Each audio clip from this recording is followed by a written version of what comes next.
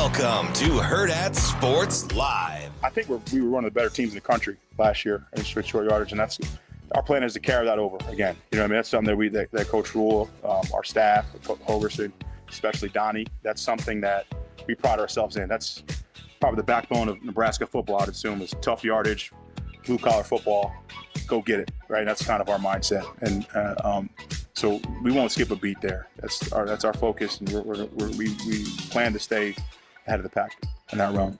I think it's attainable. I think that we keep working towards it every single day. I think it doesn't just happen in 1 year. I think it's just going to start, an accumulation of talent year after year through recruiting when people see what our offense looks like and how we're utilizing the tight ends and all the different things. I mean, you don't just come here and line up off the ball and block the backside inside zone. You get to run multiple run schemes. You got to learn how to pass pro. You got to learn how to be a route runner. You got to learn multiple positions. You got to get in big sets. You got to hear long play calls. So I think, you want to win and you want to be developed as a tight end that can produce at the next level. This is going to be a great spot for you to come. Good morning. Welcome into Hurrdat Sports Live, presented by Centris Federal Credit Union. That's DB. I'm Ravi Lulla here at Hurrdat Sports Bar and Grill. What's up, DB? How we doing? I'm doing good. How are you? Man, I'm good. I appreciate your patience and your patience. Oh, no problem. You could have started without me. Well, I would never want to go anywhere without you, DB. And plus, I walk and talk, and you didn't want me to hear my voice all in the background. No, I just wanted to wait for you, No, I appreciate that, man. Sometimes we go overtime. This time we started a little late. It's okay. And what am I supposed to say? Gotta go? Just be like, hey, bud, got to go to work. Yeah. I wasn't about to say that. Is that the one my guy works at, or is that the other one? Yeah, this is Jace Graff. Yeah. Was that? No, I mean Connor. Is that the one Connor works at? Who's Connor? Gillespie. Didn't you say he worked at one of the places you went? No, that's All America. That's Sean Buchanan. That was another meat place, though, right? Yeah, but okay. These guys do it a little different. Okay. Little different, but kind of the same. Okay. I just knew it was a meat place. That's all I knew. Yeah, these guys process a ton. Like they do oinklets and beef and all sorts of other stuff. They have their own curing and they smoke and nice. Yeah, they also process. Gotcha. Yeah, the other place just processes. Yeah, this was my nice. They slaughter now. Oh, okay. But they don't do like cattle. Stuff? Sean and those guys are beef. Like their acquisition, they're moving trucks, getting shipments. It's a processing plant. These guys, while they process, they got a couple of other entities that they do. Okay. One is considerably bigger than the other. Gotcha. Yeah. All right. So that was your pig place? Yeah. Gotcha. That's a nice name. My pig place. I'm just trying to know the difference. Elmwood. I don't know why I rocked with this morning. I know they dropped off some stuff in Lincoln last week. Yeah. For a little smoking event or some food that university was using, and it reminded me that I really like these guys. There you go. I don't have any more Saturdays either. I'm out. So yeah. This Saturday we scrimmage. We got stupid pictures. So you're all booked up after this. Yeah, it gets hectic. I'm in Nebraska City today. I'll be in Lincoln. I'll be out tonight, and then I'm going to – what's tomorrow? Tomorrow's Friday. Tomorrow's install and game prep for what side? For North. Yeah. But for you and then Saturday we practice. He gave us Sunday off. Okay. But then I start the Channel 7 stuff. There you go. We're rolling. I mean, we're out here, right? It's football season. Yeah. My voice is coming back too. So I'm. You know what else we have Saturday? We have real live college football on Saturday. Yeah, I'm pretty gassed. So not as excited. So part of that dialogue, part of that conversation, right, is I think I did find some cut-ups that I want to use before the season starts. On the defensive line? Yeah, just philosophically how you can stop the run and different ways to stop the run. And I mean, sure, like, to BD's point yesterday, which I think yesterday and some of the stuff that we get in the stream that isn't always in agreement forces you to, if you're willing to entertain it, forces you to do your own homework, right? I did a deep dive last night. So I always appreciate when people don't just take Just don't pawn it off, right? So I'm thinking to myself, you know what, beat it. He's not crazy. He's not crazy. We've got some guys in the stream and gals, and they're definitely not alone, which is also what got me Sure. the catalyst, because I think the consensus is if these guys want to really stop the run, it should look like this, and this is what they do. And we start talking about fronts and and this, that, and the third. And so I'm like, you know what? He asked a good question. He said, you know, philosophically, I just don't see I can't envision the scheme. Sure. Which that you're using a smaller front that to stop 97% of people in this country, so not worldwide, because it would be 99.99. It might even be that in the U.S., but there are enough football minds would think very similarly. Yeah, need bigger guys to stop the run. Or I want to see kind of envisioning what it looks like if I don't have these big plugging ones and threes. Right, just yesterday on a high school level, right? We got hammered last year with a certain formation by our opening opponent. We didn't like anything we did in it. And then we had to ask ourselves why. Because we just couldn't fit correctly, right? And getting washed. And so we had to really, really revisit that schematically. And it didn't have anything to do with body types. It didn't. So I thought to myself, I was walking to the car with Coach Queen, and you know, we're talking about some options, and you know, it just got me thinking how the college game, it's just changed, where you got probably, you know, 5, 6 what I call true passing teams, where could drop back 5 to 7 step, grip and rip that thing, right? You have a handful of teams that will line it up and just run it at you. You know, 2 back, 12 personnel. We're talking in conference. Or national. In general. Okay, national. Yeah. Okay. Most people get an 11 or 10 personnel, they spread you out, and they run the ball. The vertical plays that they create are typically with superior talent, right? Or 50-50 balls. So I just think that's the way the game is generally moving. So I think we have to change our mindset too, right? This isn't the 90s. This isn't even the early 2000s. Like, if Miami's rolling out there with Vilma and, you know, Woolfolk and DJ Williams and, you know, Brump, you can get in the 4-3 playing under front. You can stop the run, right? They spilled everything. They ran like the wind, but they stopped the run with toughness, right? This is a Coach Snow thing. You stop the run with toughness. You defend the pass with talent. So that's a Phil Snow thing. So, and I agree with that, because he says it a lot more succinctly and better and quicker than what I'm trying to describe with just wanting to get after the run game, right? Because nobody can really understand what we're saying when I say, oh, man, you know, like, well, you stop the run in a 3 front. And like, good, big deal, man. That's you guys, right? Like, but it does start, like, if I had to boil it down to one thing, it is toughness. It is ingrained. It's driven. You're not going to run the ball. Now, what we get and play behind that is whatever, but it starts with a mindset. You know, before we wilted and caved in the fourth quarter, I tell people, we went into that fourth quarter, they had minus rushing yards, right? It's a really good football team. And so it's mindset to start with. So I want to do a couple of odds versus even fronts, and just schematically, whether you gap guys out or you +1, or there's lots and lots of ways to do it. You know, some people like bare front. Watch Nebraska versus Iowa last year, where, I mean, basically covered everybody up, played man, dared you to throw it. Yeah. Like that's really what happened, right? Oh, they were always +1. Always +1 with a free runner hitter getting them down into the box. And so, you know, to BD's point about schematics and how to defend it, do I want to be a team? Look at it like this. Do I want to be a team that can man you up and cover on the outside, cover you up outside the numbers, and use an 8th defender if I want to. That was Miami. It's kind of the Bears.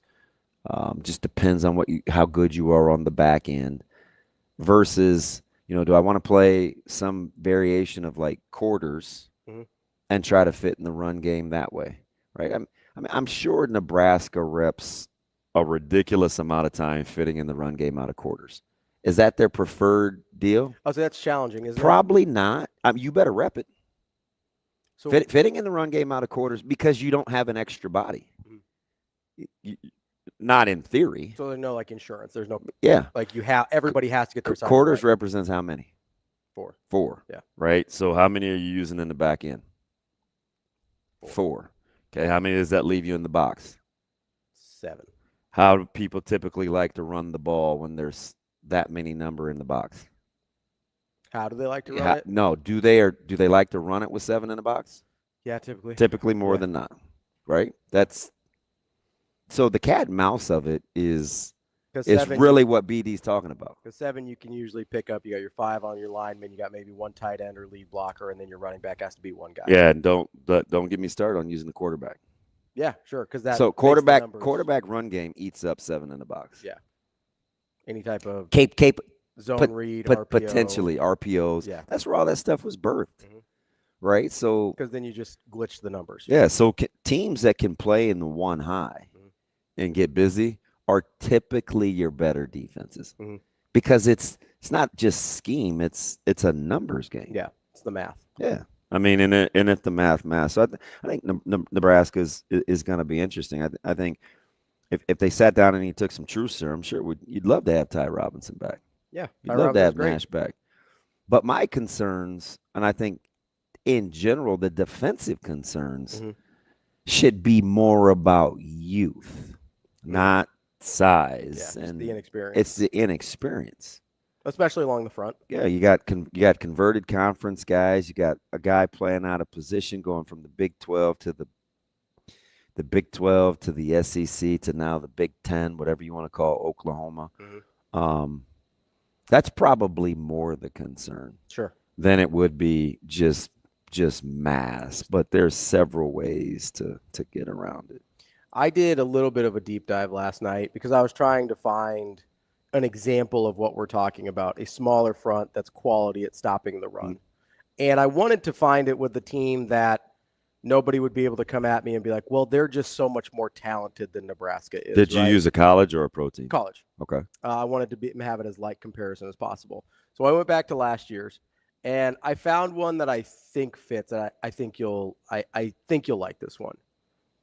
Do you have a guess off the top of your head? I mean, it'd be wild if you got it right, but go ahead if you have one. Good against the run, but undersized. I think no 300-pounders.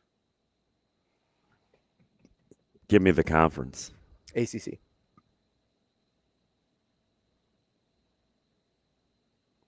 If you get this, I might leave because it's pretty random. They were top. Let me bring up their stats here real quick. They were top 10 in rushing yards per carry. They were top 15 or 20. They were top 20 in yards allowed per game, and they were top 40 in rushing touchdowns. Is it Louisville? It is not. It is Pitt. Oh, yeah, they're good. Hey, so funny. Watch them this year. They will be better this year defensively than a year ago. But to your point, that is vintage Narduzzi. Undersized guys. That is vintage Pat Narduzzi. He's a lighter, quicker, get on the move. Yeah, that is vintage Pat Narduzzi. And before anybody tells their linebacking core is, I think, one of the tops in the country. I should have known that. I should have absolutely known it. And before anybody tells me, oh, it's the ACC, whatever, I just for comparison's sake, they played 6 teams in the top 60 of rushing offense last year. For comparison, the Big 10 only had 4 teams in the top 60. Yeah. No, so they played good rushing teams. I'm just telling you. You don't have to sell me. I mean, that is vintage Narduzzi. You want to know the heaviest guy that played defensive line for them? Did he play the shade or the 3, or did he play inside? I will go. Shoot, he got drafted. I think if we're talking about, he's. I believe so. Yeah. He's You want me to get the exact number? Just whatever you think it was. 287. 285 is what I have, Matt. Yeah. Fitzsimmons? Yeah. Yeah. So that is the heaviest guy. You've got two guys at 285, and then you've got a 280, a 275, a 275, and then guys in the 240s to 260. Do you know what they do extremely well? What's that? They tackle. Yeah. They tackle. I mean, playing good defense and tackling is it's the buddy system. Yeah. It's, are you really good with vice drills? Do you understand where your leverage is and where's my help? Mm-hmm. Right? Like that's Narduzzi all the way. So I think that was I haven't gotten to dig into the tape yet because I was trying to find the right team. Mm-hmm. That's a good one. But I look at this, I go, okay, Nebraska's actually bigger than this on the defensive line. And Nebraska may not. The proof of concept isn't whether Nebraska can do it. It can be done. Yeah. Yes. Right. And so it's showing like talent, like size, right? Because I could go find, there were some other teams that were, I think you could make the argument more talented than Nebraska is going to be up front. They've got guys that are projected as first-round draft picks and things like that. I didn't want to use one of those because that's easy to just be, oh, well, of course they were able to do it. Look how talented those guys are. Yeah. This is a team that I think it'd be hard to argue is more talented than Nebraska. Yeah, you have a draft pick in Fitzsimmons. I think Nebraska's going to have some draft picks off their D-line as well. I'm okay with that. Really, really, really good on the second level, too. Yeah. Pitt. And they tackle. And, there's a couple of T's that I think matter when you really want to stop the run, and it comes down to toughness and tackling. So the other thing that I was thinking about is, we were talking a lot about defensive backs yesterday and different responsibilities and things like that. And the other thing I was thinking about is how much does it matter, and how much impact does it have to be where if you can cover with fewer guys? A ton. Right? Like that's your quarters versus one man high thing, right? Like if the better Sierra Wright is, the better Nebraska's run defense will be. And I know a lot. Does that make sense? Yeah, and I know a lot of times we think about that with pass rush. I don't know that we always equate it also to run defense. Trust me. Right? Trust me. And so that was the big thing that I was thinking about yesterday, which is like, okay, I know all the time. I'm like, okay, because that's the reason I want to be good up front with be like, hey, I can get pressure with 4, right? Because then I can drop guys back. I can do whatever I want to on the back end. But the reverse is also true, right? If I can man up and not worry about it, and Sierra Wright's going to lock somebody down, and let's say Andrew Marshall's going to lock somebody down, then I've got a lot of things I can play with in terms of either whether it's run defense or I can bring extra guys for pressure on the quarterback. That frees me up to do a lot. Then you start winning the numbers game again, right?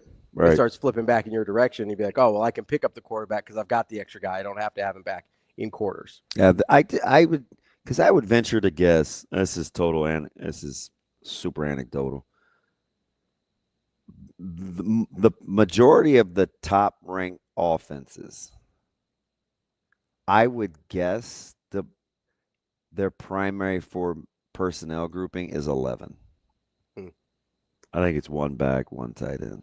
I would agree just from what I see. Right. I don't have numbers on it, but that sounds right. I don't think you see a lot of – I mean, certainly 2 tight ends, pretty rare at this point. 2 back is pretty rare at this point. I like what Coach Satz said because it kind of gets lost in the deal. Shane, Coach Satz clip in the open about the tight end room and development, if you could – is that thing ready to go? That can be in a second here. Yeah, fire that.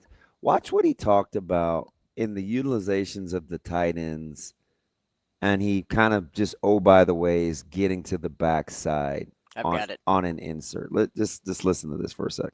I think it's attainable. I think that we keep working towards it every single day.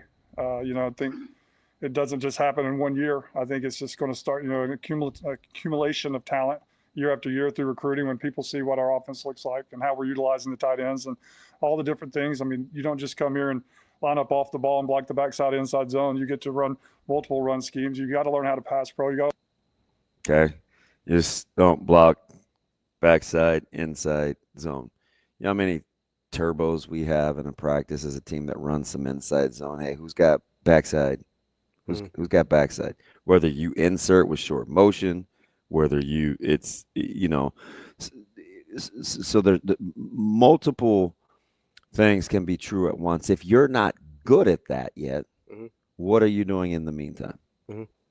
And I think if they want to run the ball, which I think they do, I really think Nebraska wants to run the rock, then all those things have to start to come to fruition. So the more experience you get with those guys, the more complete you can be. So when you're moving new guys over, like a Harburg or, a Carter Nelson, or trying to develop young guys like Ingerson or Danny King or some of these guys, or, Echternach, who sometimes we forget about.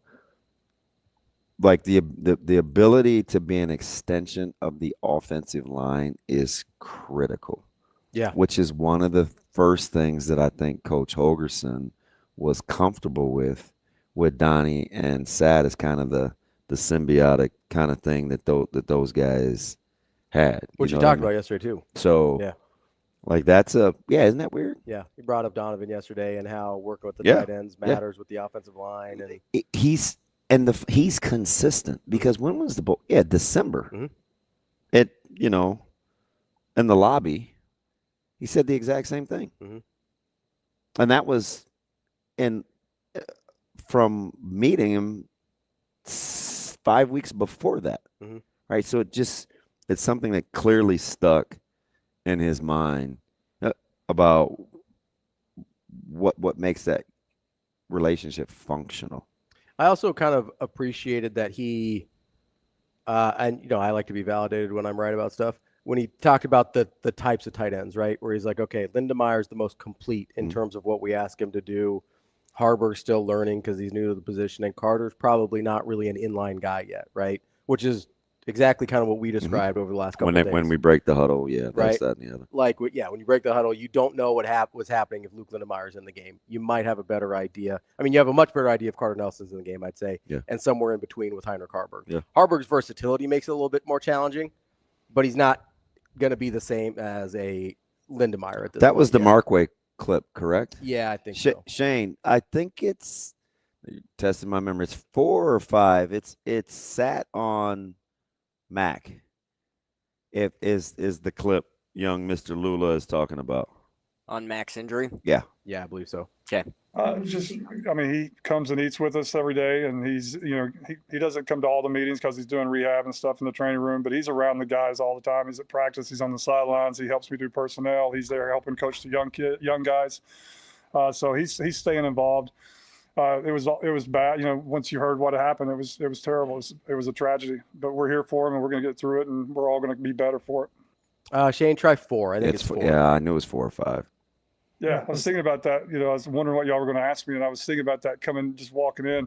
It's cool because they all have, they're good at different things. Luke is, really, he can do basically anything as the tight end position. He catches the ball really well. He runs good routes. He understands time and spacing.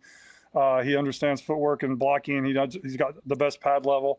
One of the guys that has the best pad level I've ever coached. So, he's rolling right along. And then you got Heinrich, who's just straight ahead speed is ridiculous, 22 miles per hour. The ability to catch a football, the ability to understand the passing game, more than most tight ends do. And then Carter, who's just, a super athlete, big, explosive, can change directions, good route runner. And then now he's transitioning to kind of like Heinrich did in the spring, because, Carter didn't get to do any of that this spring. So he'll catch up, and he'll start making big leaps here moving forward in the next couple of weeks. It's kind of how I feel about them defensively too, where you have some guys where time is going to matter in terms of their impact. Like, they just need a little more time to get acclimated, where this team could look not drastically different by Michigan. But you think they're going to get better? But will be markedly better. Yeah. Just because they're young and or should I say inexperienced and young to some degree, and in some critical spots. But I mean, they're not going to get. When you think Cincinnati, and we'll get closer to breaking them down next week again with Coach not our set, their set, Scott, with how they want to utilize Sorsby. That's inside zone. It's outside zone. It's QB run game. Like, that's how they're gonna attack Nebraska. It's zone schemes. Yeah. And so you're not gonna get ram it down your throat. No. Right. No. In which case, being a little lighter, more mobile up front actually could be useful. And I think, and the reason that zone was even implemented was to negate some of that anyway. Movement, stemming, because zone, you can teach it a little bit different, whether you're 2x2 or you all step the same or whatever, right? It has its little nuances, but it's to move gaps. It's to move gaps. And so, I mean, Nebraska, it'd be a good test because they see it a ton, with their own offense. Yeah. So I don't think that's going to be the true measure because it's a little bit different than kind of how Michigan would do it. Yeah. Similar maybe to how Minnesota would do it. But even Minnesota, I mean, contrary to popular belief, is still inside-outside zone. Theirs is just built on attrition. Like, they just do it so much that they wear you down. And so there's just aren't very many teams that pose the kind of hypotheticals that we keep working ourselves up into a quandary about. I mean, it's basically Michigan, Iowa, right? Yeah. Like, that's it. Yeah. And even Iowa's a lot about is a lot about wearing you down. that's a lot of attrition. It's ton of zone. But it's Ton of zone. a little more. Nah, I do like their backfield though. Yeah. Iowa's. Yeah. Yeah. And I like their offensive line. So Yeah. when you're well coached like that, I mean, the ground game, It can feel more punishing. it wears on you. Yeah, it can feel more punishing. Because you fit. That's one of those ground games where you feel like you can fit it right, and you wake up and it's 2nd and 6, and you're trying to figure out how. Yeah. Like, I know I fit that right. Well, or it's like last year, right, where it felt like Nebraska fit it right over and over and over again, and then they didn't once and they lost the game, right? Like, that's basically what we saw at the end of Iowa last year. They did it right 98% of the time. They didn't do it right once, and they lost. Yeah. Right? Like, that's the other part of a team like Iowa where you have to do it right every time. Yeah. Hey, Shane, bold. I'm trying to read what M2 said. Bold that so I can read what his question was. Damon, what do you need to average on the ground per game in order to be a team that can reach its goals this year? If so, speaking specifically about Nebraska, I think I'll try to ballpark it if I'm reading that right. It's got to be more than $150. $150 sounds low. So let me give you a frame of reference For of where for me is where $150 would have got you last year. I think nationally. that sounds low. So nationally, $150 would have got you about 80th in the country. Yeah, now you start to get into the one because I looked at this 2 years ago with Nebraska, Georgia, and Michigan. With the touchdowns. Yeah, where versus Nebraska was like 12 yards below Georgia. They were 1 full yard ahead of Michigan. Who we loved their run game. But Michigan had 4 times the rushing touchdowns. So Nebraska wasn't. It was like 11-43 or something. Yeah. Stupid. Like, legitimately. Yeah, it was something legitimately. like I think Nebraska's got to be north of 160. So 160 puts you in the. I think got to be 163, 164 in that area. 163 puts you at 66th nationally. Yeah. Somewhere in that range. So you're talking about last year. What's the difference between 163 and 168? Looks from 53 to 66. Okay, so that's 5 yards is 13 spots. Yes. Yeah. So it gets pretty tight in there, but Yeah. so for that reference, 168 gives you somewhere in the neighborhood of like SMU, who ran the ball well last year. Ohio, and sometimes M2 or sometimes Mike, it's not about the raw data, but I do think total yards per game has to be. You have to kind of think about that. You think at least 160 though? Yeah, has to be north of 160. Ohio State, who we liked all their running backs and had a little running quarterback. Yeah, Trayvon Anderson's pretty good, isn't he? Yeah, not bad. You go for 160 a game. That puts in just the backs. That's over 1,900 yards, right? What is that? 19 over 12. 20? 19 20. What's 16 times? It's 160 times 12. 1920. It is 1920. Yeah.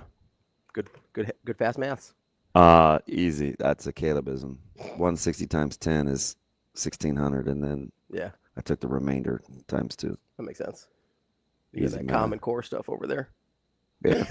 1,600 and then 160 times 2 is 320. 1,600 times 3 plus 320 is 1920. For reference, Ohio State was at 166 last year. See, it's not crazy.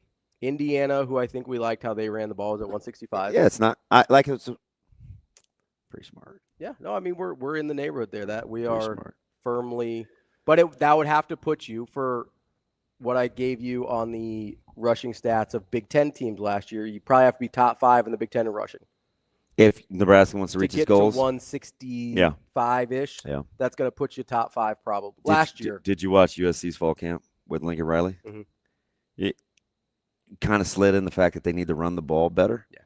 I'm like, Fudge, Marks was pretty good. I'll say you liked their running back too. He was sweet. Yeah. And, I mean, some of those little nifty runs they had against Nebraska, I was like, damn.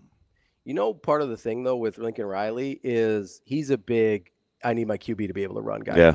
Yep. And Miller Moss wasn't that. He kind of gives you that vibe, doesn't he? Where you I mean, just historically, right? Yeah, whether it's Mayfield or Hurts or or Kyler Murray, like they Williams. they have that component. Who are Even the though two- he didn't use Williams as like a runner, No, he ran a lot on his own though. but he does strike me as So that's why I'm hoping. who are the two guys that didn't do well for Lincoln Riley?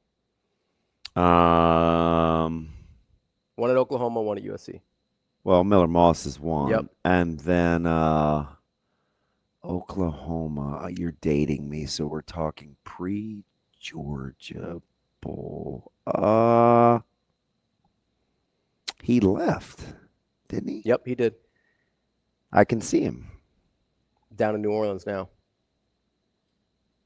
Spencer Rattler. Yeah. Yeah. What do those two guys have in common? Yeah. Not Yeah. runners. Yeah. Spencer was mobile, but not a runner. He wasn't going to run. Do you know what I envision? This is so dumb, but Mm-hmm. this is how my mind works. When he completed the skinny this weekend down the sideline, Mhm. and he kept running down the field, and he was doing the first down. Yeah. So I was seeing him in a Saints uniform and not Oklahoma. But I was going to give you the Marcus Satterfield, South Carolina hit if I. Yeah. Sat's very interesting. You sit him down over dinner or something and have him tell you about the Rattler experience. I understand why that offense took a little bit. Yeah. Yeah. It's very insightful. That's why I try not to really make any sweeping judgments because you just never know what's going on behind the scenes when you watch something. I got the sense, and I don't know if this is what Satterfield would say. I got the sense that Rattler could be a little challenging to coach sometimes. I mean, it's whatever. I mean, I don't know. I don't know a ton about him. I did watch like the Netflix doc and things like that when he was in high school, and he gets suspended out of nowhere. But he loved it, like his he was a loyal to the soil guy too, which is what I think helps that hang in there. Yeah. Like so that's the thing is obviously he's got some controversies and stuff, but like he seems like a guy people tend to like. I just think he can be hard to coach. Yeah. Can you do me a solid? Yeah. I know he had the one touchdown. What EJ rushed for last year? 3-something? Let's bring it up here. Emmett Johnson's stats. Boom. Okay. We had last year for Emmett Johnson, he had a little more than that. He had 598. Okay, 598 with a touch, right? One touchdown. 5.1 per carry, though. I'll take that. Okay. So let's stay right there. Okay. Let's stay with the 5-1. Mhm. And you get, I'm going to operate on the low end, 17 carries. Okay.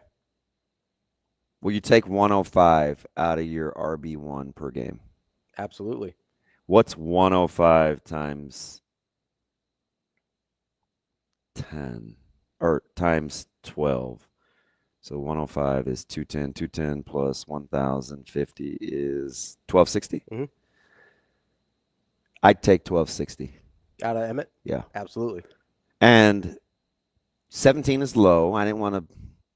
So I'm not going to fast forward and be like, it's a 23, 24, 25 carry. Where did you get 105? Because 17 times 5.1 is 86. Is that it? Yeah, 86.7. I don't know. Okay. So 86.7 times 12 puts you at 1040. Would you take 1040 out of Emmett? I would take 1040 out of Emmett if I need another 700 from somewhere out of the backfield. Yeah. Well, we need another 900 out of somewhere out of the backfield. If you're getting 160 a game. No, because I'm not counting just the backs. Oh, gotcha. Okay. So just backfield only, you need 700. Yeah. So can you get 500, 200 from 2 other guys? This sounds petty, right? Yeah. But I do think as a coach, that's how you have to look at it. Well, yeah. I mean, that makes – because you're not getting – I mean, you start off with, hey, I think I need 1,900 rushing yards, right? Yeah. And you break that down. You say, okay, I think I can get 200 out of gimmicky wide receiver, quarterback, a reverse, whatever. Yeah, a QB scramble. We'll call them miscellaneous plays, right? Yeah.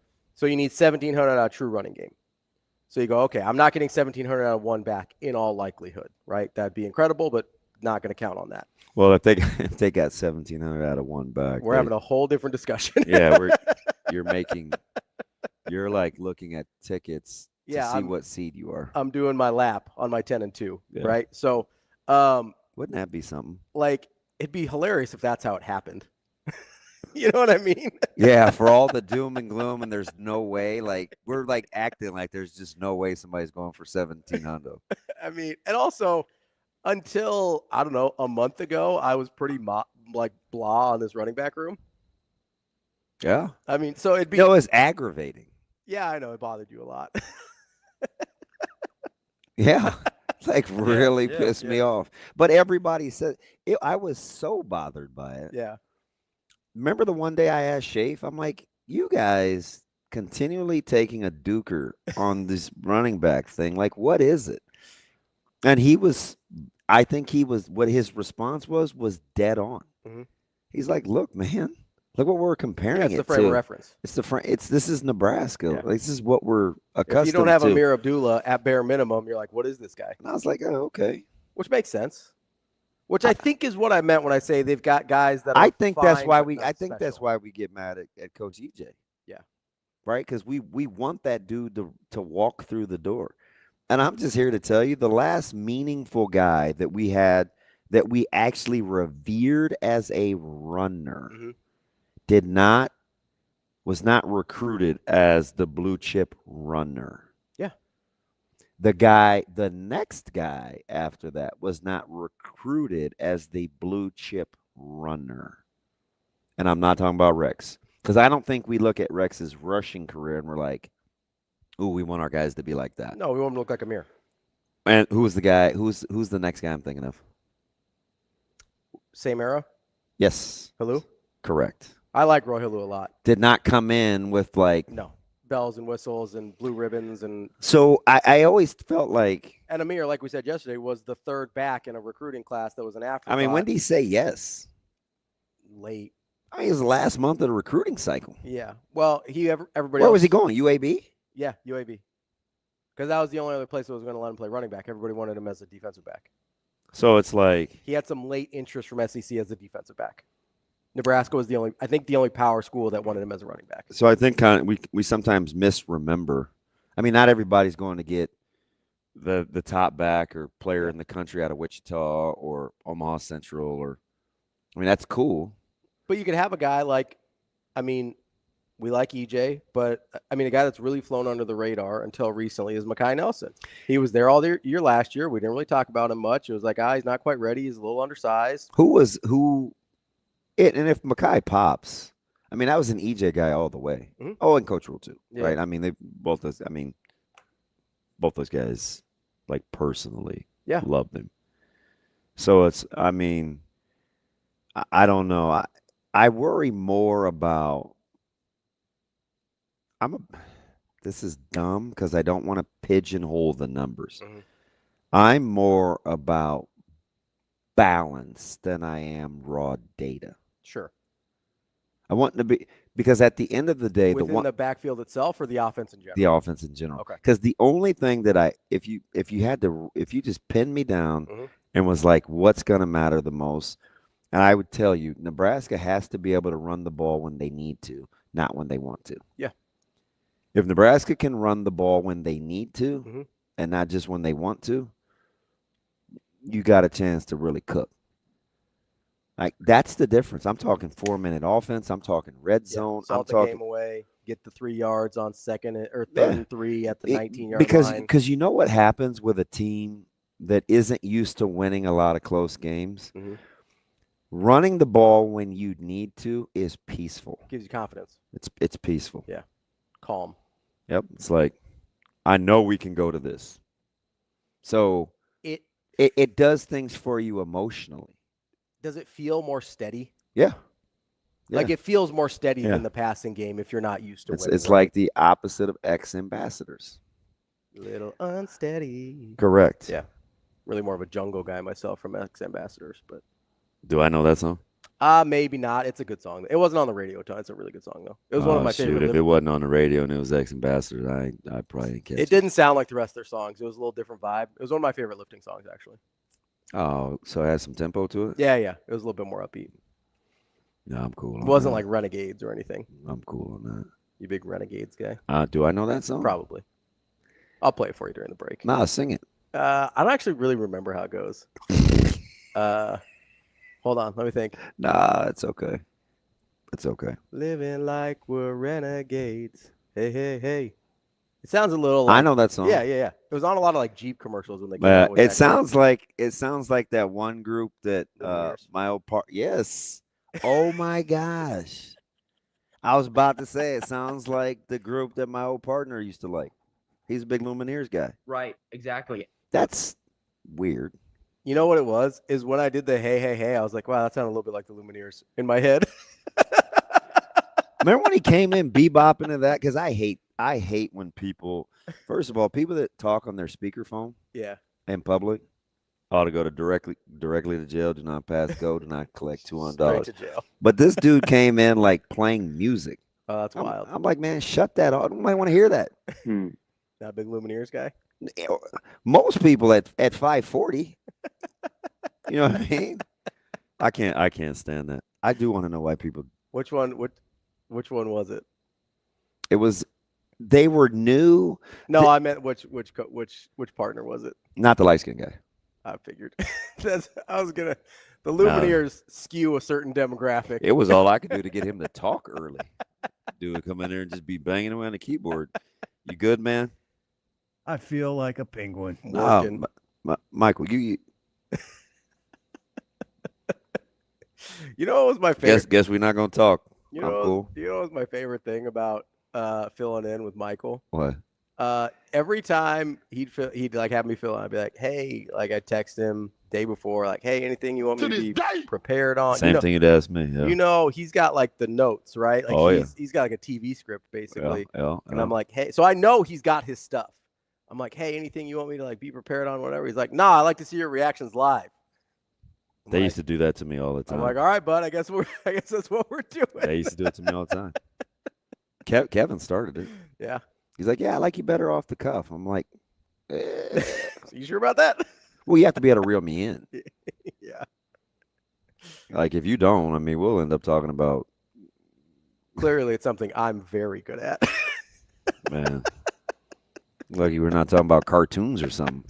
Which, by the way, Shane, I started Hulk Smash with the Shields comic or cartoon.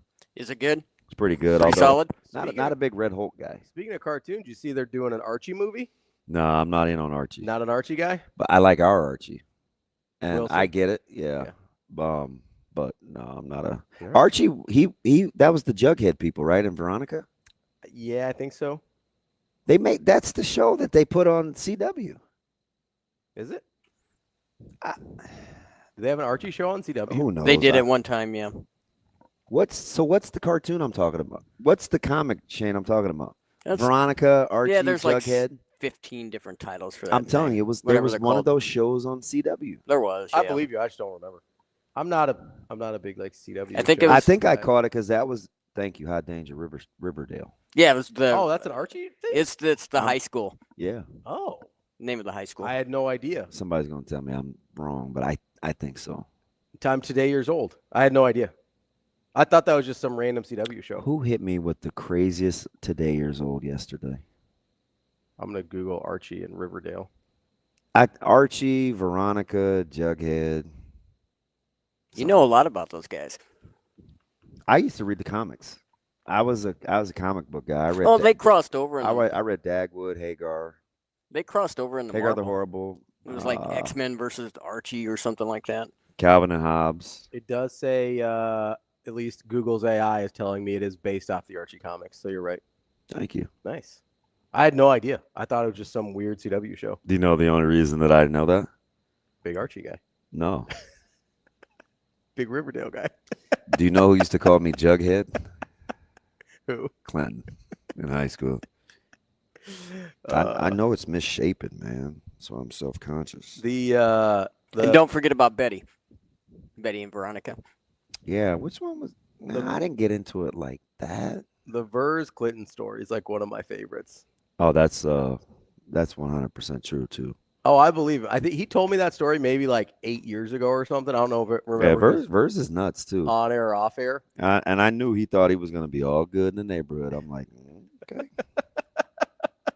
All right. You know what time it is. And it's close to the weekend. You got to be careful. Got to be careful here. I agree. I wish I could read the name. Hoof-hearted. Calvin and Hobbes was legit. It's one of my favorite cartoons of all time. My brother was big into Calvin and Hobbes. Just funny, Yeah. snarky. So yeah, I'm not like that. I don't like snark. Like who does he think is even buying that? Oh, Richard Hole. Yep. Basically. Stang Nooner says he has a Calvin and Hobbes tattoo on his calf. All right. Yeah, he strikes me as a tattoo guy. Calvin and Hobbes guy. There you go. Man, the calf tattoo is a thing. Yeah, I don't. I just saw my man walking. Who? Oh, one of the guys. Scott, yeah. Oh, yeah. I told you about his. He's all tatted. Yeah, I've met him. Yeah. Yeah, I saw him at CWS. He's all tatted up. He got that's a lot of ink. Yeah. How about our guy out here in the kitchen? Oh, yeah. Arm, chest, thighs. That's pretty standard for line cooks. Or for I don't chefs. know, man. If I get that much ink on my body, man, I know I'm in for a couple 5 grand. Mhm. I'm going naked. You're gonna see my ink. Like, why would you spend that much money? I'm exaggerating, of course, but not really. Like, Well, you gotta understand. You wear short sleeves a little more often? why get the ink if nobody can see? Sometimes it's for you, man. I'll take that. You know. The girl with the dragon tattoo. My one Elizabeth? that people never see is for me. Like I've got one on my shoulder, and then I've got this one, and I've got one right here. Well, This one's for me. okay. I Don't won't. matter to me. I don't have any ink. Although I will say I don't understand the ones like back tattoos. I don't really understand because like then I can't even see it. You know what I mean? Like I can't even like. Yeah, I don't have any ink. I finally pulled my earrings out the other day. Yeah. Well, I didn't put them in. The only reason I put them back in is when Zoe got her ears pierced. I wanted her to see that it didn't hurt. Oh, that was okay. Yeah, and I hadn't worn them for 30 years. Yeah. And it still works. The hole's still there? Yeah. They didn't close up? Mm-mm. Oh, weird. I thought usually they closed up at some point. No. I don't know. Zoe stayed open. Listen, when I tell you 30 years, 27 years. I took them out when I was probably 24. Yeah. Yeah. 23. Really? Mm-mm. I didn't even have any. I had to take the kids. When I was younger, and prayed that they didn't turn my ears green. Yeah, when I was younger, I wanted earrings, but never happened. I'll put them back in at some point. Do it. You start rocking them. Although it's kind of with the headsets, it's not great. Well, my ears always hurt too, which is why I took them out. Because I didn't take them out until Monday. Yeah. I'm like, I'm sick of these. But you know what happened? I hadn't had them on. I had them on so infrequently. Yeah. That I no longer was used to it. Oh yeah. Because even when I coach, I have the one that's open. Oh yeah. Which is the one I prefer. We'll get it changed up. We'll get some new headsets at some point. Figure it out. I'm cool with that. Maybe some new mics. See what happens. Will it make me talk louder? Maybe. I don't know. Shane, am I crisp this You morning? are pretty crispy today, I think. You like it? It sounds crispy in my ears. Sasha said, eat that thing. I said, other people use it. I will not. Gotta keep watering the bamboo. I got to get back to some of these coaches' comments after we take a break. Speaking of tattoos and piercing, amazing. Daniel says bunch of heathens, tattoos and piercings. Yeah. I saw a guy. That dude looks like a marker board. I know. Did you see the guy that pulled out the motorcycle that ran the light in front of us? Yes. That looked exactly like Amazing Daniel. Hey, so you're not in town, are you? It was mid-morning. Like, what was he on? I don't know. But he had like the long flowing hair. Listen, people run that light all the time. All the time. It's a long light too. Did you Like- see me in there? I was like, all the time. yeah, I was waiting.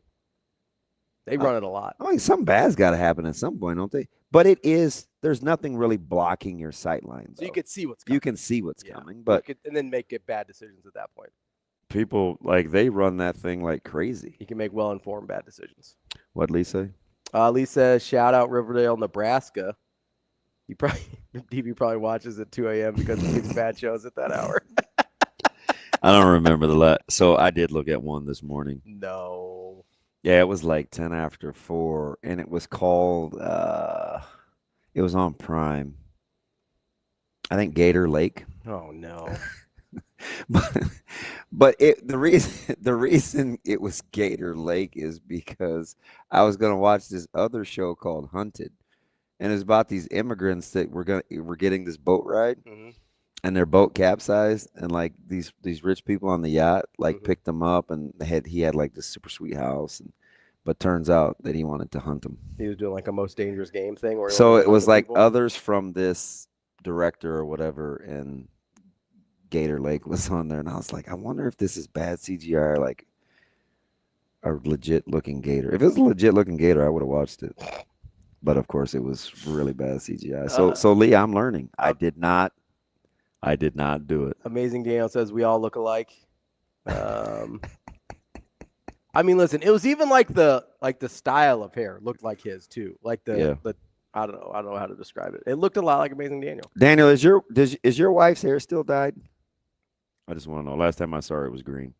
Although he did not have the like Pirates of the Caribbean bandana thing that Daniel does sometimes. So yeah, he's a weird cat.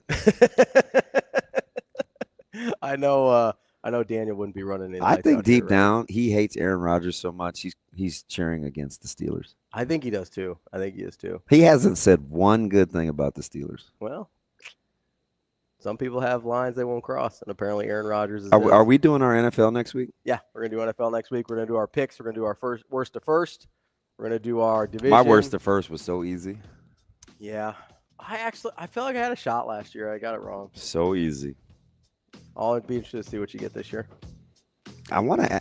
Do you have any surprise divisional winners? I'm not sure yet. I think I got a hot take, and I'm gonna hate myself all year. You got a hot take? And I'm gonna be pissed. Big Giants guy. He said DB. bright pink now. Wow. Wow. That's DB. I'm Ravi. Lulla. We'll be back. More Hurrdat Sports Live after this.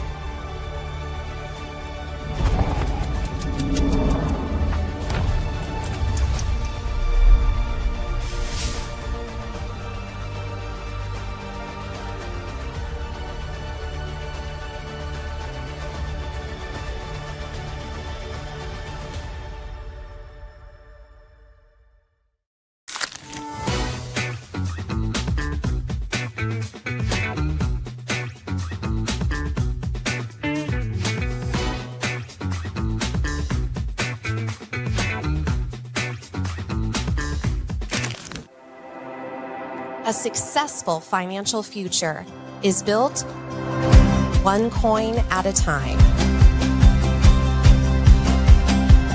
Whether you're just starting out or a seasoned saver, we've got the financial resources and team of experts who will be with you every step of the way. Centris Federal Credit Union. We are where you are.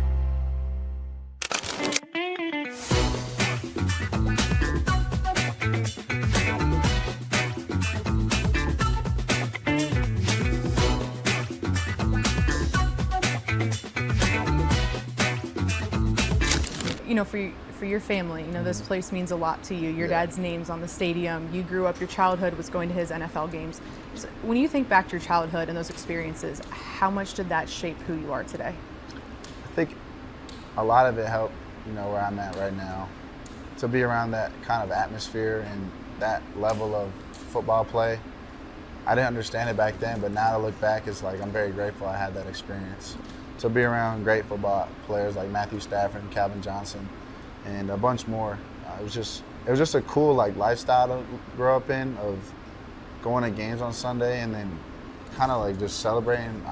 We didn't know what we were celebrating, if they won or lost, but we're just like, Dad played again and let's go home and celebrate, because he's been working all week and it's kind of our time to see him before we go to school. So it was a cool lifestyle. It was fun, and you know, I'm very grateful for those experiences.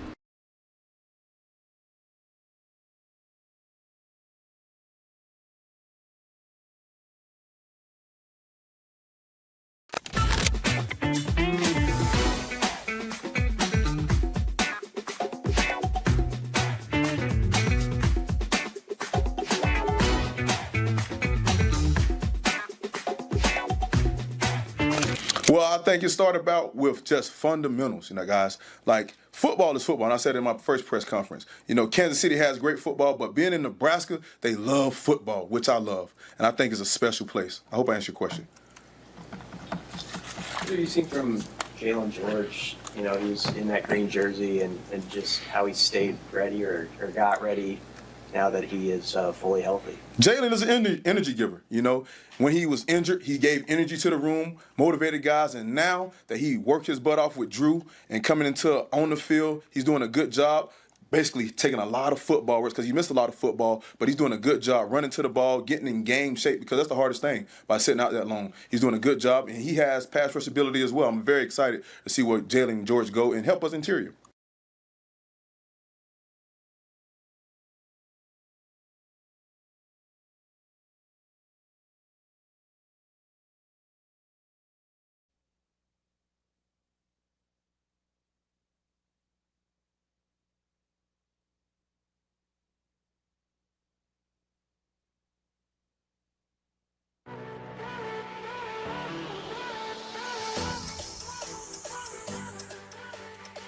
Welcome to Hurrdat Sports Live. I mean, it's just the ability to check the ball down at times. You know, a lot of times we may be in the protection and end up being a check down. And sometimes younger quarterbacks are not getting to that. And I think Dylan can get to some of those check downs and get some extra yards, you know, just to, it's not there, check the ball down, and just real simple plays. I think Coach Holgerson, you know, says it all the time, like routine plays done routinely, and he allows us to do that.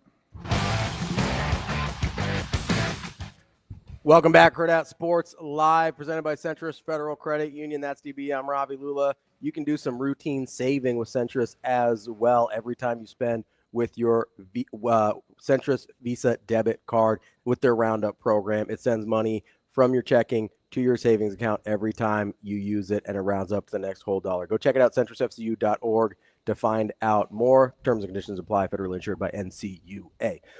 DB, I know we like Marcus Satterfield here. Can I ask a question? And maybe people are making me dumber, and that's fine. You can ask whatever you want to.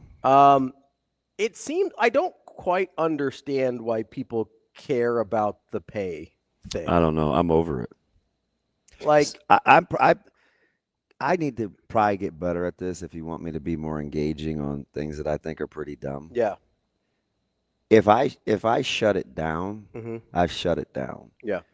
So I don't have a good answer for why people care about how much Coach Satterfield makes. And I think so. Here's what I'm trying to figure out, right? Because it always gets brought up in, at least recently, gets brought up in connection with how much Holgerson makes. Yeah. Which is a little bit less, right? And so I'm sitting here and I go, okay, if I'm in that. But we do understand why with Holgerson, right? I don't know if people do. He's getting money from his buyout. Correct. So it's not like he's still per year making more. Correct. So like it's kind of the same thing with like we were trying to work through when Coach Rule came here and he had the buyout with Carolina and they weren't playing nice and whatever. Like there's like other factors here. Lance said he's calling BS on the pay stance. What's BS? The other Jeez. the other This thing ain't good. is Lance, do you think I care? If is he BSing me? Dana and Sat are cool with it, why do we care? That's what I'm trying to figure. Because, like, if you're working with somebody and you go, hey, I know they make a little bit more than me. We work in the same building, whatever, and I'm cool with it. Why would anybody outside the building care? That's what I'm trying to figure out. Do you know who understands pay and cost of doing business better than anyone? Who? Coaches. Yeah. So I don't know. Yeah, pretty much. I don't know why people care about that. It keeps coming up, but I can't figure out why. I don't know if we understand like verbiage in contracts very well. Yeah. I don't know. I don't know. I don't really understand it. It's a thing that keeps coming up, and a part of it I think is if we liked Satterfield more, we wouldn't bring it up. Which I don't get either, but I do think that's a part of it, though. It's amazing. But I also think we have a hard time separating Satterfield play caller versus Satterfield tight ends coach. Or just, can we just talk about value to the organization? Yeah. Because that's usually how you set salaries, right? Yeah. How much value did it bring to the organization? Okay. Because, there's salespeople that make more than managers, right? Yeah. But they're lower on the totem pole. I don't know. I mean, I'm just putting that out there, So, but, okay, Lance. I understand what he's saying. What did Lance say? He said if Andrew Rodgers was making close to what you made, how would you feel? Does Micah Parsons care about pay? Now, you're too smart for that, Lance. Number one, the examples don't fit. Micah Parsons is talking about what is widely known as a pay scale for players of his caliber. Across the league. Okay. Right. So internally, if you have to understand, it's still value versus worth. Right. So if you use AR as an example as a first-time young guy, if he was really, really good, and I don't know what else, like maybe there was something else that was happening with the company, like that he brought additional value to. Yeah, there's not much I'm going to say about that. Yeah, and how would I know? Yeah, right. In the NFL, it's different because you want to be paid your worth. The reason that contracts are so important in the NFL to guys relative to who else at their position is getting it is because your worth is being challenged and established at the same time. There's also another. That's the part that people can't. That's the part why salary disputes happen, is because we can't agree on value versus worth. There's also this other part of this that we don't really talk about with professional athlete salaries that we maybe should a little bit more. What's that? There's also pressure from the unions to get the most you can. Yeah. Because there's established baselines. Good faith. There's a lot of issues in Major League Baseball sometimes, especially without a salary cap, when players seemingly take discounts because then it diminishes the next round of contracts, right?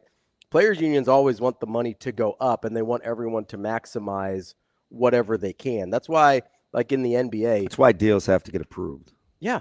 No, I know. Like there's a reason A-Rod never played for the Red Sox. Right? Like that's a real thing that happened. That trade was agreed to by all parties except the union. Yeah. They said, you're diminishing your value too much. We cannot allow this. We've seen it happen across multiple leagues. You remember when Chris Paul couldn't go to the Lakers. Like that's a part of this with salaries of players that we don't talk about a ton. Like the union puts pressure on them and their agents, even if they wouldn't do it independently, which most of them would. But there's a handful of guys that make enough money off the field that they maybe don't care that much about what their NFL salary is. That happens more in the NBA than the NFL. But there's some of those guys, not a ton, but they are still usually pushed to get maximum value for their contracts so it doesn't diminish other players' negotiating ability. Like they have a responsibility to set the standard for whatever caliber of player they are. We're getting a few blurred lines here. He goes, let's base it on worth. You know, what recruits does he land? I mean, really? Are we going to talk about Satterfield as a recruiter? I definitely wouldn't go there, Lance, and die on that hill. But Originally, if he was paid on his title, part of what happens in negotiations and contracts is, and I guess it will be public record, like you can ask what he's making in the calendar year. But who sets the worth is the employer. Yes. Like you can't really, that's, you're trying to argue, or you're trying to use something that's very arbitrary and pawn it off as like a baseline. I don't know what Coach Satterfield is worth to Nebraska, but apparently it's what they're paying him, which ultimately I think begs the question, why do we care? Right? Isn't that where that's where my that's the original catalyst, right? Yeah, why do we care? Yeah, so that's the question you have to answer. Also, it's not about the hypothetical business practice of how we would do business, because it's not in the same vein. Also, I don't like. Do we think that because Amazing Janitor brought this up? I think it was him. Now you're just listen. You're just arguing to be arguing. You know how I am. Don't do it. I think it was him. There was comments went by pretty fast, but he's like, I think he thinks part of the reason people care is because he thinks we assume there's some cap on the money that is going to be spent on assistant coaches, and we think we are going to be able to pay someone else, right? Well, they still got Dana Holgorsen in the door, right? They got him for whatever they needed. Have we not looked at their staff? It's huge. How large that staff is? Yeah. Like if they need money for a coach, it's there. Yeah. Right. So that's the other thing. I think there is this thing in our head. So is it offset by the fact Nebraska's going to bust on the way down as a team? No, I'm dead serious, because this kind of stuff pisses me off. I know. Like, is it cool? Like, if they want to pay Sat 1.4, right? And you think he's $800,000 or whatever, man. Yeah. Is it cool that they're busting down and not flying? Save a little money. Save a little money. Is that good stewardship? You want them to bus to Illinois too? How many of those should we do? Not this year, but how many buses? My point is it's up to the entity to decide. Yeah. What the worth versus the value is. Here's the other thing that I struggle with. Like, what are we talking about? Here's the other thing that I struggle with this conversation is we tend there goes charging us $11 for a beer and reseating us so we can pay a tight ends coach. No, that's OMG. I'm telling you. Have you been to any games or anything? You're going to your room. Ever? You're going to your room. Because the $11 for a beer is kind of the cost of doing business. Oh, he's going to his room. Like, I don't know what to tell you. It just is. Unless you're going to our friends over at the Storm Chasers on a Thirsty Thursday, you're paying $11 for a beer. Man. That's what it is. Well, I mean, heaven forbid what we have done with stadium renovation. No, Lance, you're not paying $1.4 million for a tight ends coach. Let's convince yourself that you're paying it so you can make an outgoing call at the stadium when they upgraded the fiber optics. Do you feel better? God, it's like you just want something to bitch about, so you make it about the coach. Like, what about the other amenities that you're getting at the stadium when they put the kibosh on the stadium renovation project? Maybe that's what some of your dollars are going to. Here's my other question. So you can dial out. What? So they can have grass. I don't know, man. Doesn't have to be the coach's salary. It's the new grass fields. That's what the $11 beers are for. Fudge. Like, what? See, we're just, man, I can't stand that. We just like to be miserable. We do. Here's the other thing that I don't totally understand about this is we seem to trust Coach Rule pretty implicitly on just about everything else. I mean, for the most part, I don't really understand why this is the one thing. Like, if he finds value here. Because it's what we do. Do you know how many people are going to bitch and moan about a podcast? Yeah, probably a lot. Okay. Guess what? Just do you, man. Just do you. If we worry about every little major concern of what somebody's going to say or somebody's going to think, we're going to be like the rest of the 5 preceding coaches. Do what you do. Commit the most you can to winning, and let all the other hand-wringing and consternation go. That's it. Because there's always going to be this stuff. I mean, people are going to bitch and moan, oh, we're in season and you should be focused on winning, man. How do you know when he did the podcast? What if he banked them? What if he's been done? What if he's like highlighting a player? Like, we're already up in arms over things that like hasn't even happened yet. And our scope is too narrow. So here's I'm glad you brought that the up. The scope, it's just too narrow. Because it has been doesn't mean it always will be. And we haven't won poop. So who cares? I also think there's I could see if he was bucking 20-year tradition of winning 10 games. Yeah. Like, but the coaches that didn't do podcasts didn't win either. So like WTH. I actually think it's funny that you bring up the podcast.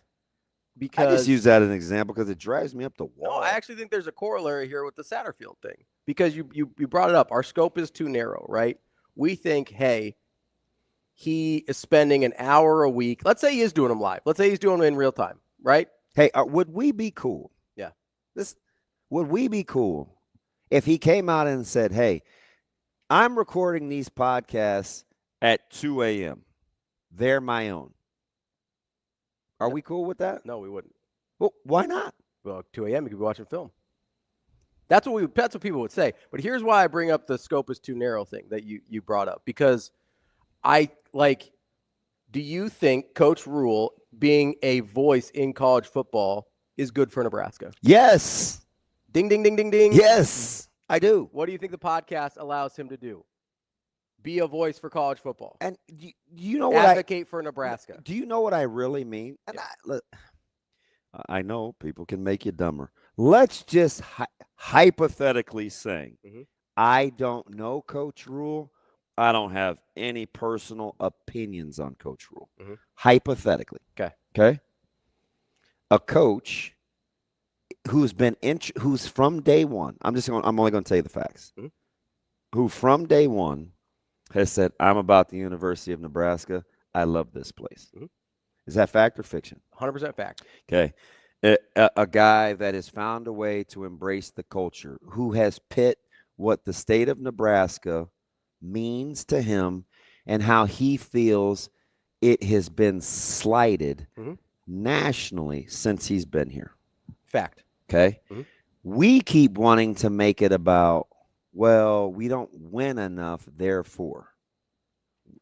It's like, well, because we listen to the criticisms.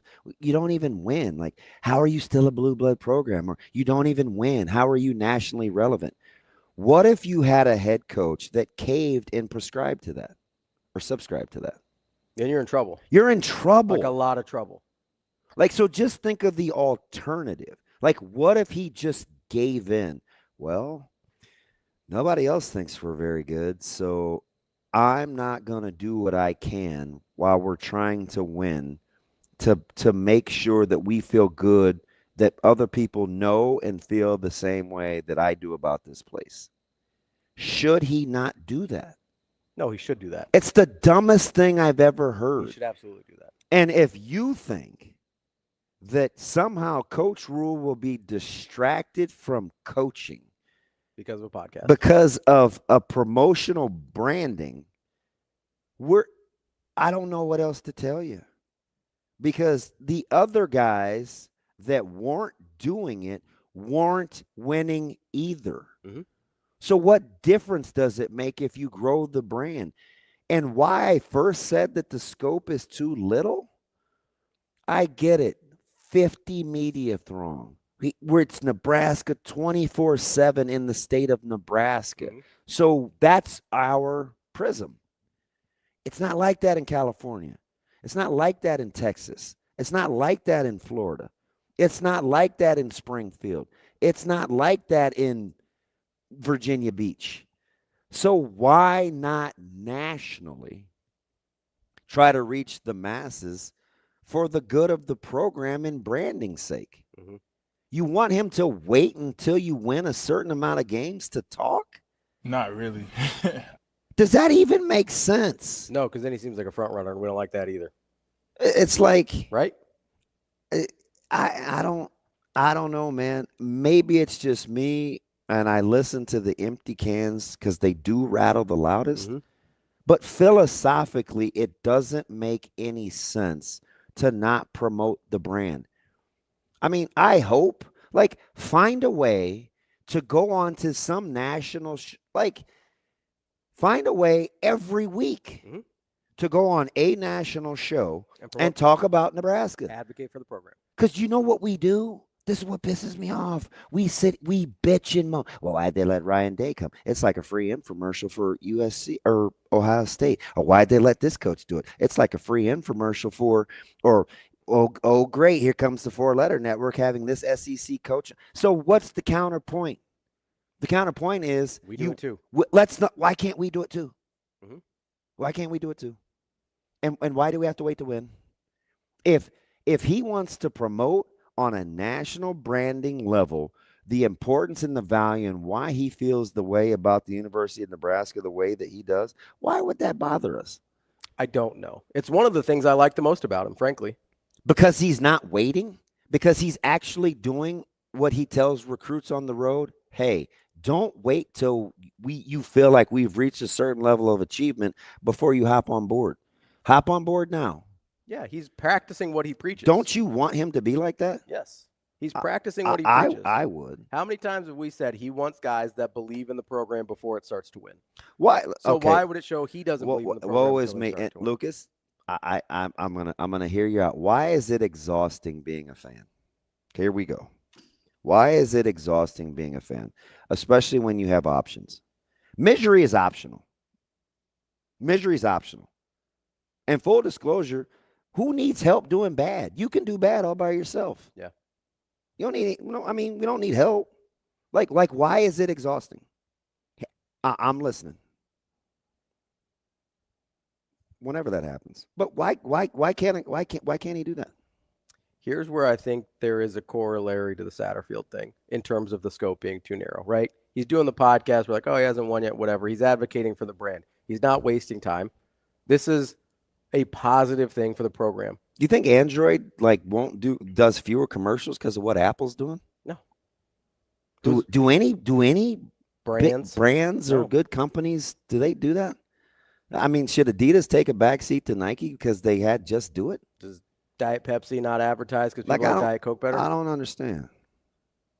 I don't understand. I think the thing that we miss with Satterfield is that it's entirely possible, and I don't know, I really don't.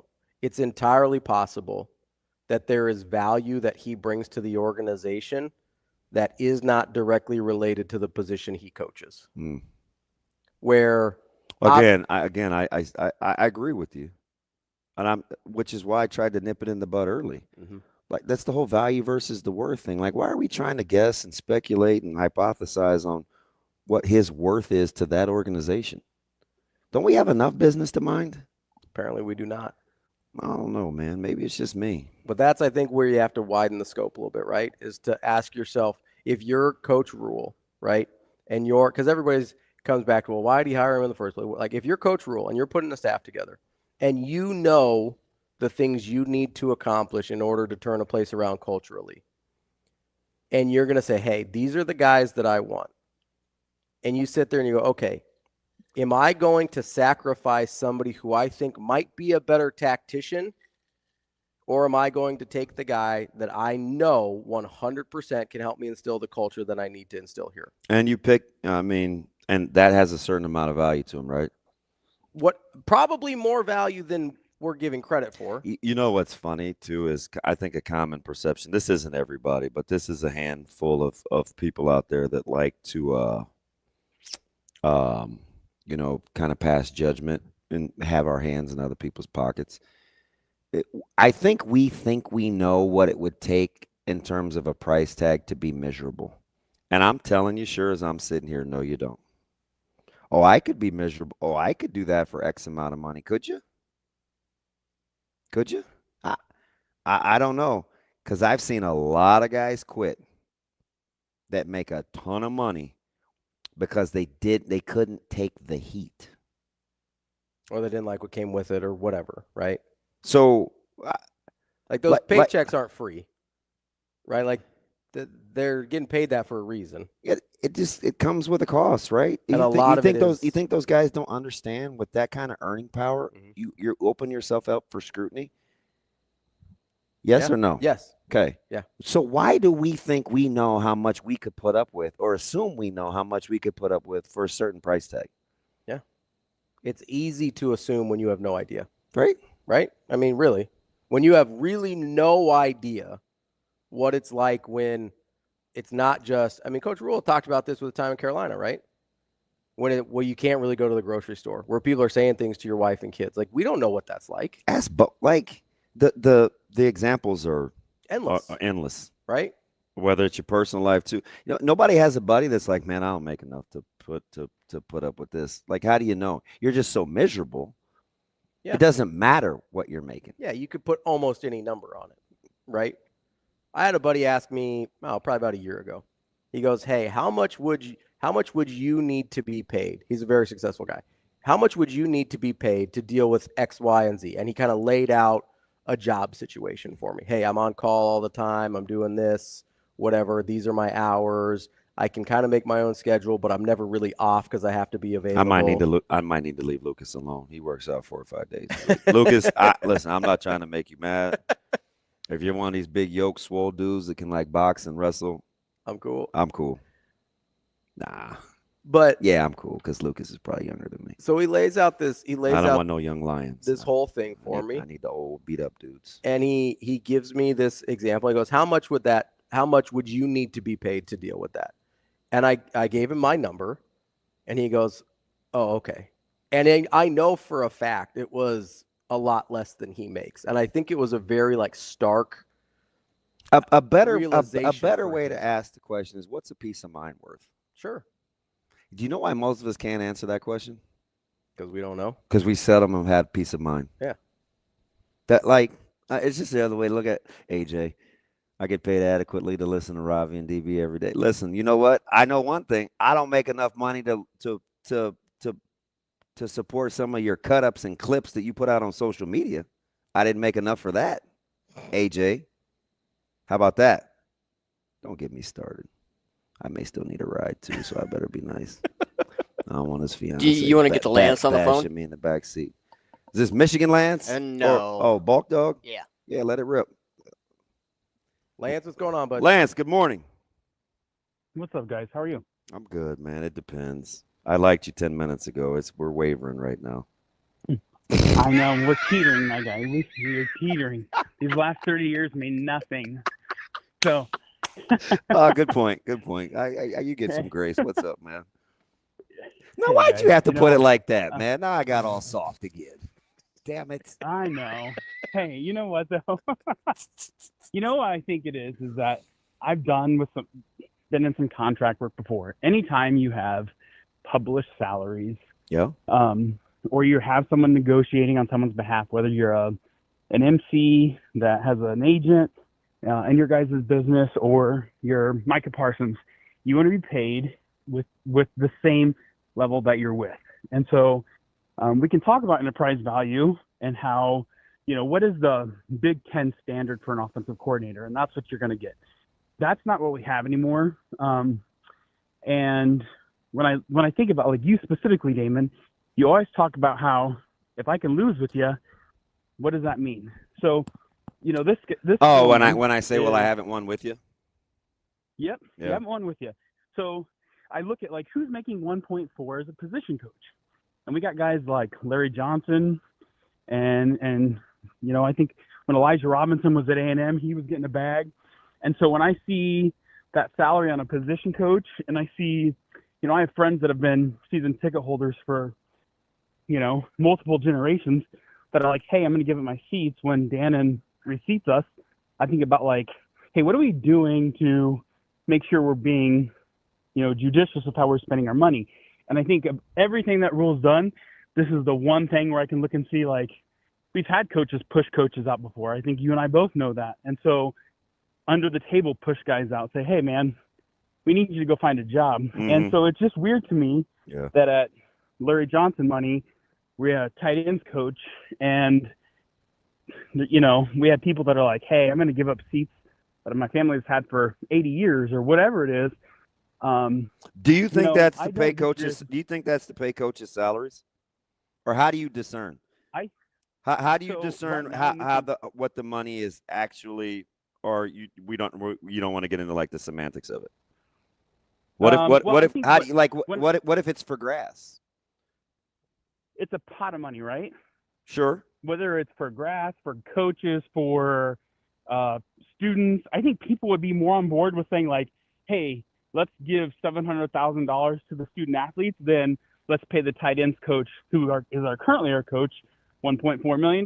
So, or let's go pay for a guy that has the connections that Elijah Robinson has. So let me ask you this. LB. So hypothetically, and he wouldn't do this, but like if Dannon called Neil Hawks, right, and he's like, hey, Neil, man, you just killed your 7th buffalo. I know you're out here living off the land. Love what you do.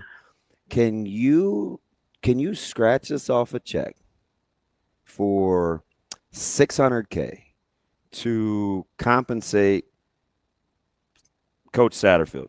This is a total hypothetical, but let's not act like you don't know what I'm getting at. And he cut the check, right? He cut the check. Would you need to know what was in your quote unquote pot of money? Like, would you be cool with that? Well, yes or no? Okay, if I was Neil, it would really. What if you were Pete? What if you were Pete? If it's a pot of money, then yes. Then it would obviously be a yes if it's a tax deduction, right? Like, yeah, because you admitted that it was a pot of money, right? But I also know people. Yeah, I also know people though that don't agree with like hey, if we ask Neil Hawks, would you cover $700,000 so everyone doesn't have to pay a donation? He'd probably say no, right? It's probably not a tax deduction. I don't know. But what I'm getting at here is that, when you look at things like that, you have to then start wondering: are we overpaying for stuff? Like, you're pretty good. You're pretty good with ledger. I mean, business, like, right? I'm not trying to tell all your business, but have you ever come into a large lump of sum of money? Yeah. Okay. Okay. So you know how that works, right? But people that got money, my man said, don't keep money by giving it away. You know what I mean? Like the people that that have it, they don't keep it by just giving an extra check. You know what I'm saying? Yes, I understand. Lance, can I ask you a question real quick? I do want you to understand ledgers, though. Buddy. True or false? Satterfield was getting 1.4 from Nebraska this year, whether he coached tight ends or not. Does he have a? It's true. I'll give you the. It's true. No. If he coaches somewhere else, is some of that recouped? Because then it wouldn't be 1.4; it would be like 7. I don't know, but Nebraska still could be on the hook for it, though. Yeah, we don't know. You know what I mean? We don't know for sure, but like he was getting 1.4 one way or the other. But can't you just see how in this last 6 minutes, though, you have better ways to exert your energy, and then you still probably have to hire a tight ends coach, right? True. Is it true that his family moved away from Nebraska, though? Do we know that for it to be fact? Yeah, his that's just all I want to know. No, yeah, like they're. I don't think I'm telling him his business, but yeah, like his wife and daughter went back to school, right? He wanted her to graduate. Like that's hard. I don't know, man. He's on the Riley plan, man. He's on that Riley plan. And I love his daughter. Like she's a genius. I just don't want to get into people's pocketbooks like that. You know what I mean? And I just think we overdo it. I agree. We overdo it with Sat. He's a good dude and he's really good at what he does. The salary's published. It's really hard to say, let's not pocket watch. I'm just saying. All right. You're going to work for an entity. Right, hey, listen, you're going to work for an entity. I want you to keep that same energy because it's going to piss you off. I know. All right, buddy. All right, buddy. Love you too. That's my dude. Again, that's the guy that's way different on the phone than he is on the internet. I'm telling you, the dude is cooler than a fan. That's fine. Be cool on the internet then too. That's all I'm saying. I just want you to be the same both places. That's all. Keep the same energy. I like talking to him on the phone. You can tell he's smart. I know he's very smart, and he's much more thoughtful when we're talking to him in person. Maybe it's just hard. You just have to ask the right questions. Fair. You just got to ask him the right questions. It's hard to do on the internet.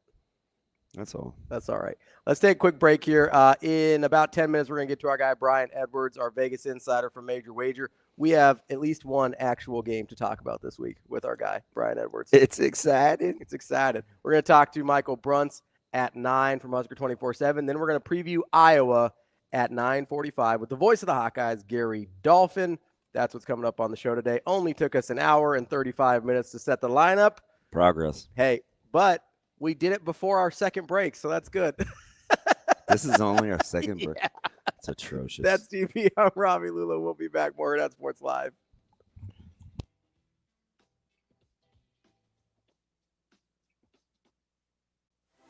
Aspirations can drive us.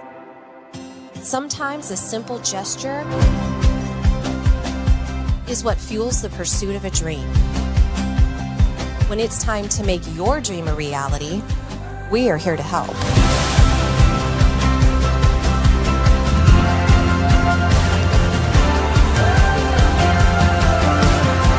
Centris Federal Credit Union.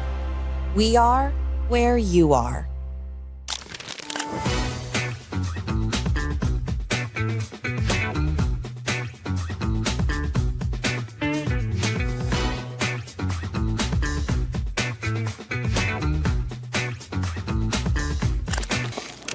Obviously, the single-digit thing here is a tremendous honor for everybody, 0 through 9, because, like, we have coaches have nothing to do with it. It's 100% based on the opinion and the respect that your fellow players have for you, which ultimately in football, we're trying to get these guys to play as hard as they can, as physical as they can, and execute at a high level, and do it for each other. That ultimately is the kind of the bonding formula. The fact that you're doing it for your teammates, you're not out there playing for yourself.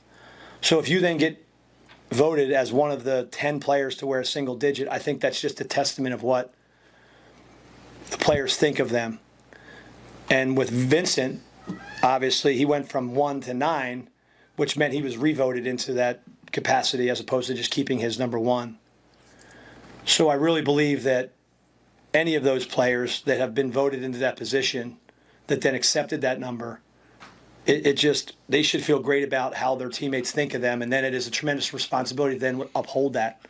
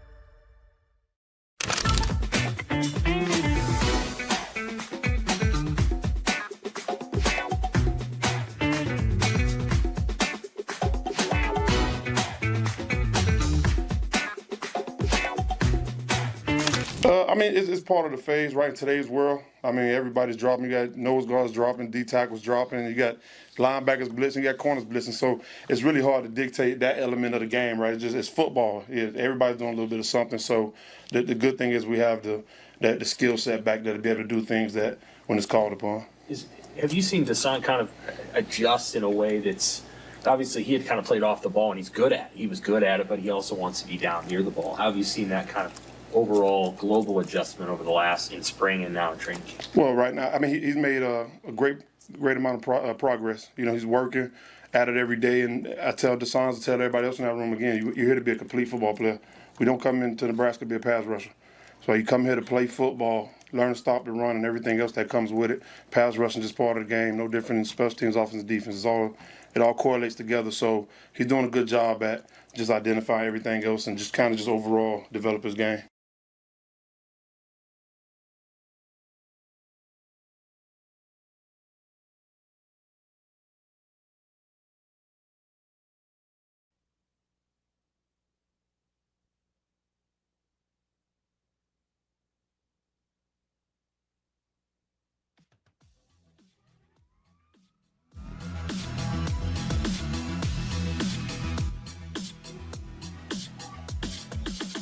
You're listening to Hurrdat Sports Live. I think all three, like Caden Ectornock, Danny King, and Eric Ingerson, are all three, right there fighting, for that fourth spot.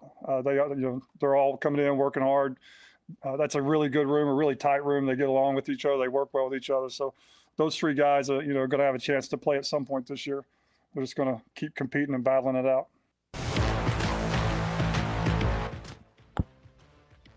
Welcome back, Hurrdat Sports Live, presented by Centris Federal Credit Union. That's DB. I'm Ravi Lulla here at Hurrdat Sports Bar and Grill, reminding you, if you're on the road this morning, make sure you got that seatbelt fastened and make it click. It prevents injuries and saves lives, but only if worn properly. This message from the NDOT Highway Safety Office. How about my man Joseph? What's Joseph got today? I don't know. He's all over the place, but I like this. It helps developing players have some continuity in your staff. Also, T-Mac brings a fantastic point up, and I can't stress this enough. And this is what I said to LBZ. I was like, listen, I don't love the Larry Johnson comp, but I get it on the surface, right? Hey, you're paying LJ, Position senior. coach. Yeah. This is dumb to be talking about other people's money, but for the sake of the discussion, you're paying LJ senior 1.4. And that's the same as you're paying Marcus. Here's the beauty of you saying that, Lance. You're actually making the argument that I think Ravi's talking about, where you get to see the hard value of what it means to be a recruiter. But you're kidding yourself if you think it's $1.4 million to just coach D-line. Because there's better D-line coaches. Absolutely. Don't know if there's better recruiters and D-line coaches than Larry Johnson Sr. in its totality. But because we value recruiting, you've justified the $1.4 million being worth the price tag.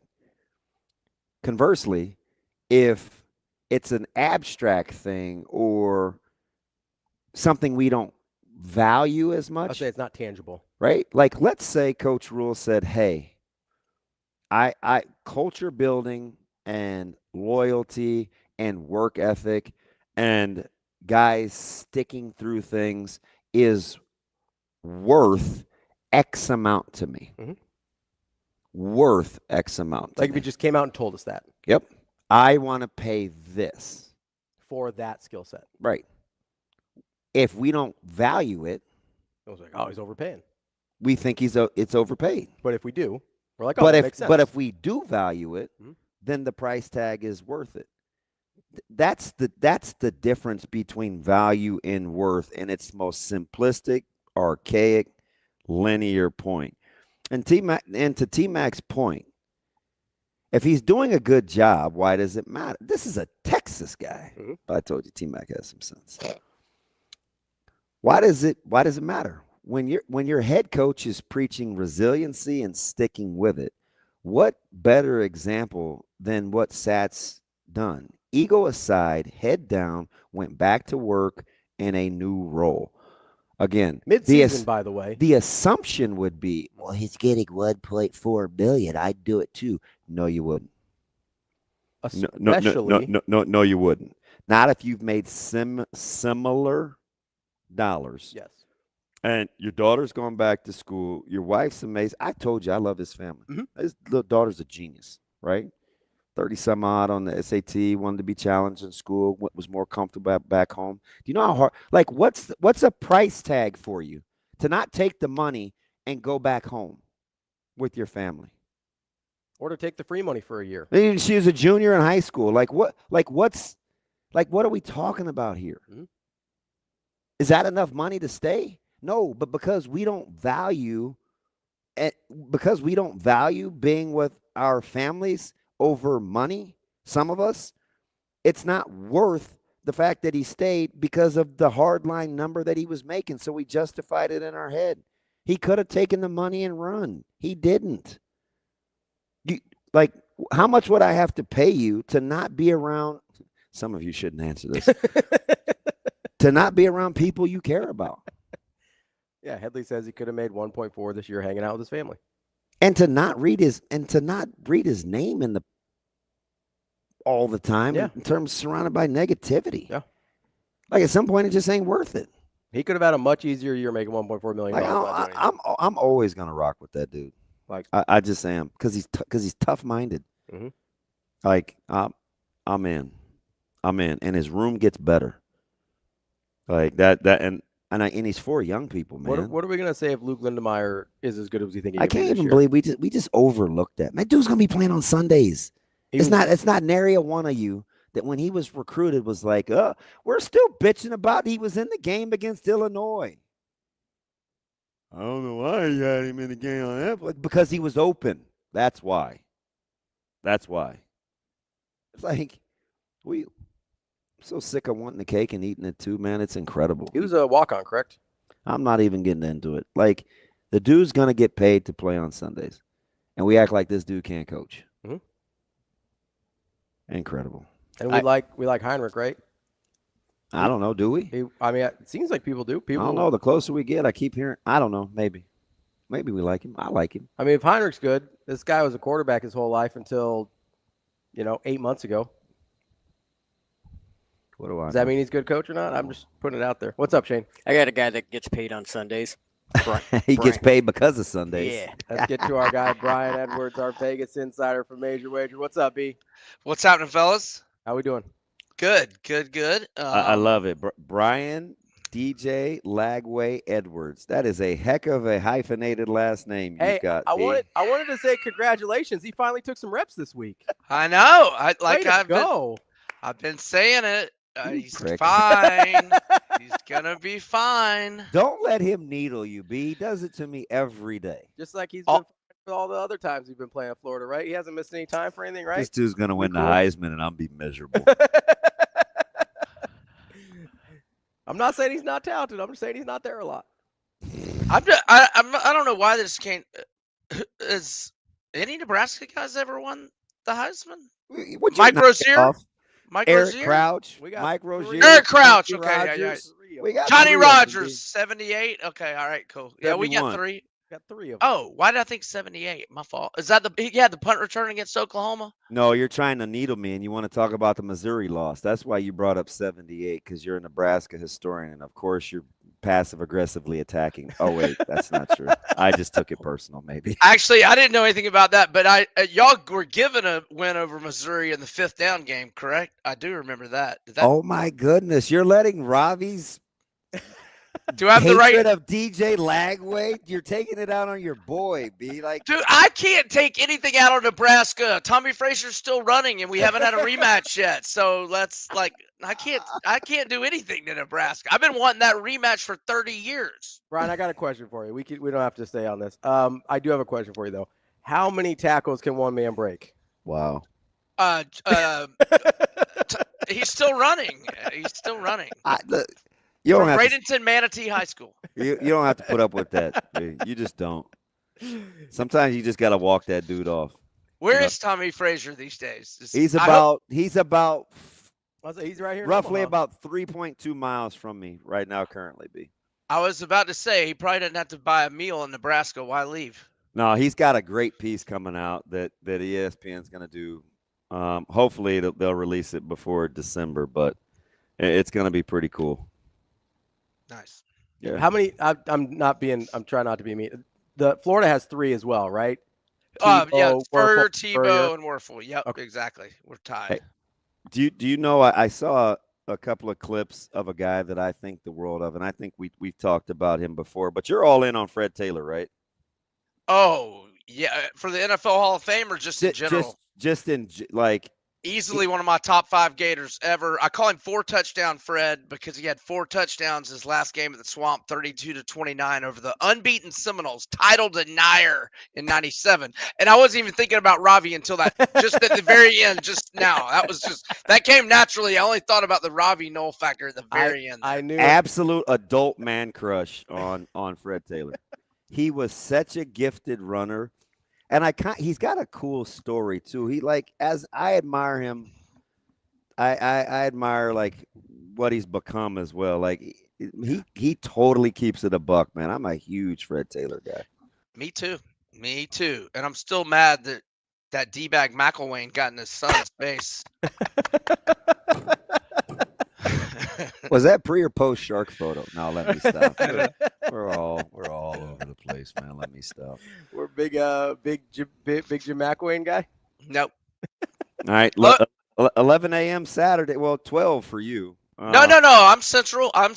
Everything west. Oh, that's right. You're north. Yeah, I keep forgetting, man. Northwest. It's Destin, right? You might as well be in. And Louisiana and Alabama. Yeah. Be in the bayou. Yeah. 11 o'clock. I know where you're going to be, right? Will you make yourself breakfast, or are you going to your local establishment? Well, my buddy was talking about cooking food. Now, I don't know if he'll have it ready by kickoff. So if he's not going to have the food ready till halftime, I may watch the first half here. Hey, hate to eat and run. What if food? No, I'll go watch. I'll go watch the rest of the game at his house. All right. Well, you and I watch fights live, and you didn't even want to eat. Are you not an eat while you're working guy? No, I think I had already eaten. I think I wanted to get a big meal in me before UFC 300, and so yeah. All right, I got you. By the way, before we get into this game, did you see Cormier the other day that he was asked his Mount Rushmore of UFC fighters? And this ding dong said, Demetrius Johnson, Khabib, GSP. Yep, St. Pierre, and he's like, there's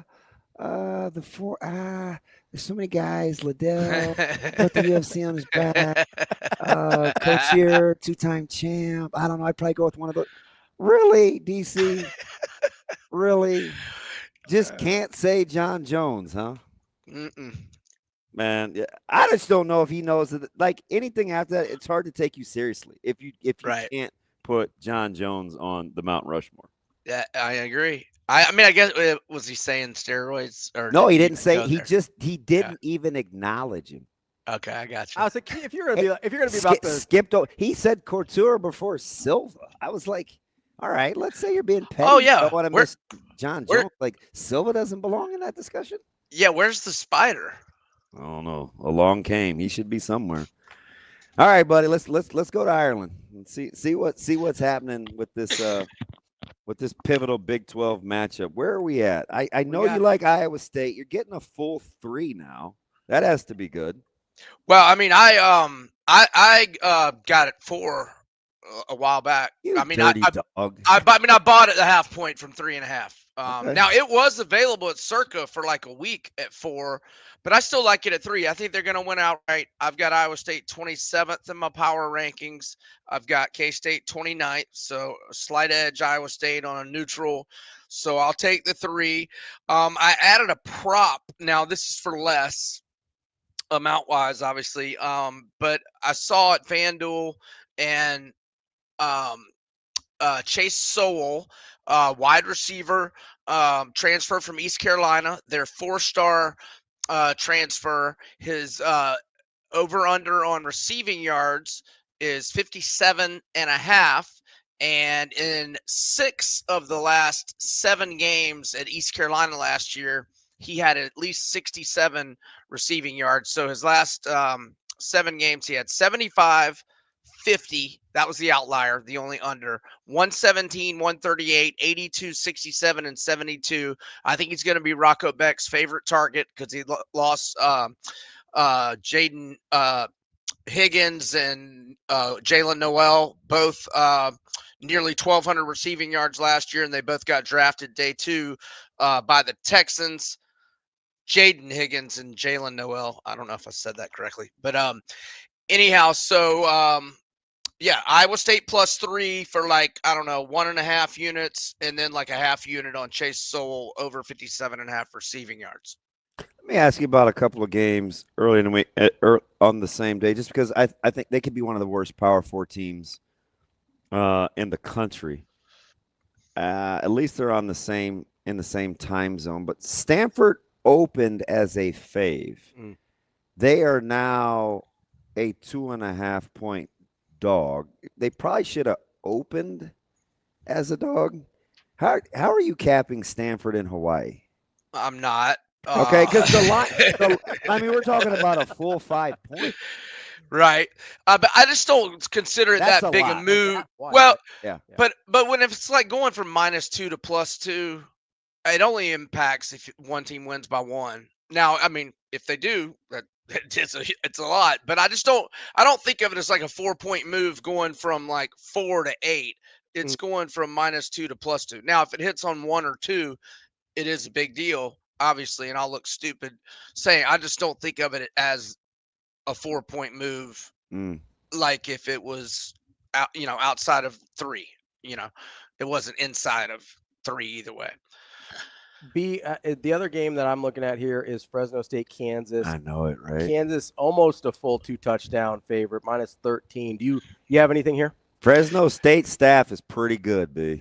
Yeah, and I wrote a preview on the game. A couple of national titles, FCS. Really high. He can coach. And he was Kleiman's DC before Kleiman left that FCS to go to K-State. So he's a Kleiman guy. And I wrote the preview, and at that time the line was 13, and I was wishing it was 13.5 because I leaned Fresno. I wanted to buy the half point to 14. So I'm just gonna. That's the only other game I'm looking. Well, I take that back. I'll talk about UNLV in a second. But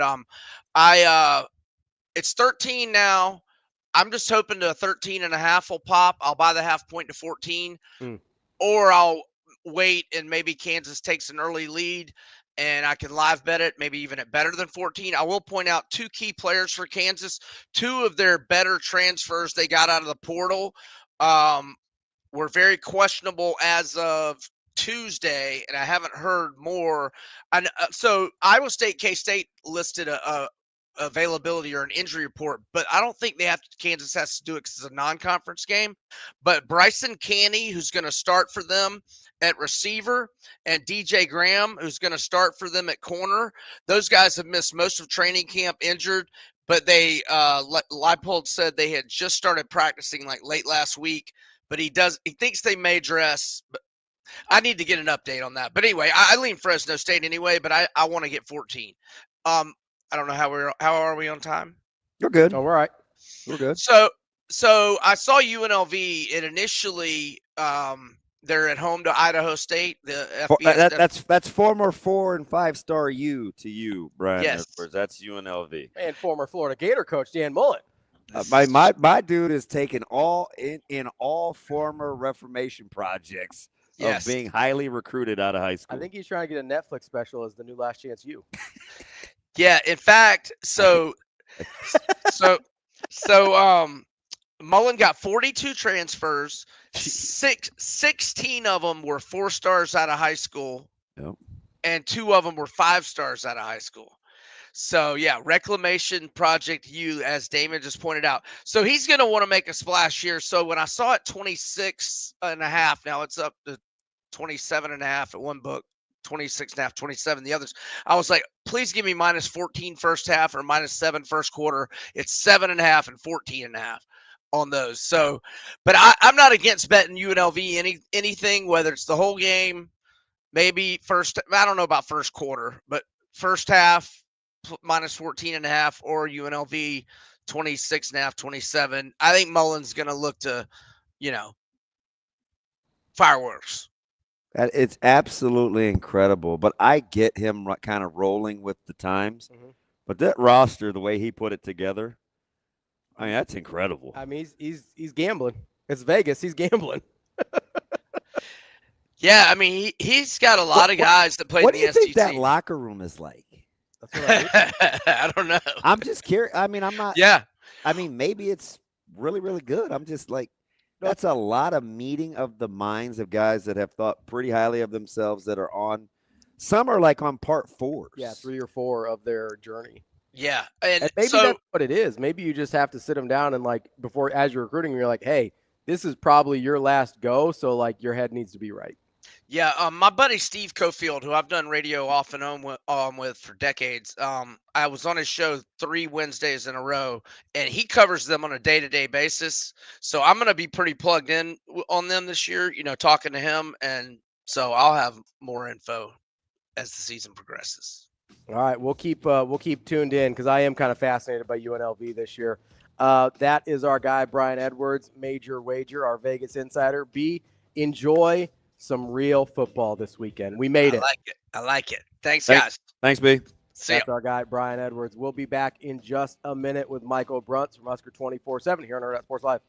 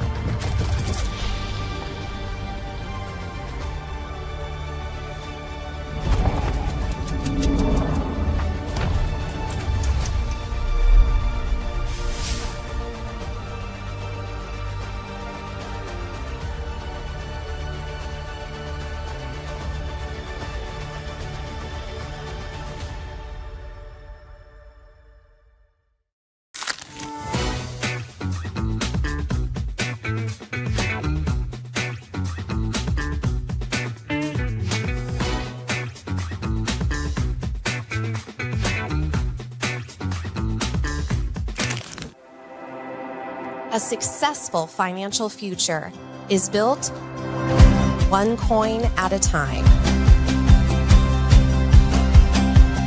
Whether you're just starting out or a seasoned saver, we've got the financial resources and team of experts who will be with you every step of the way. Centris Federal Credit Union. We are where you are.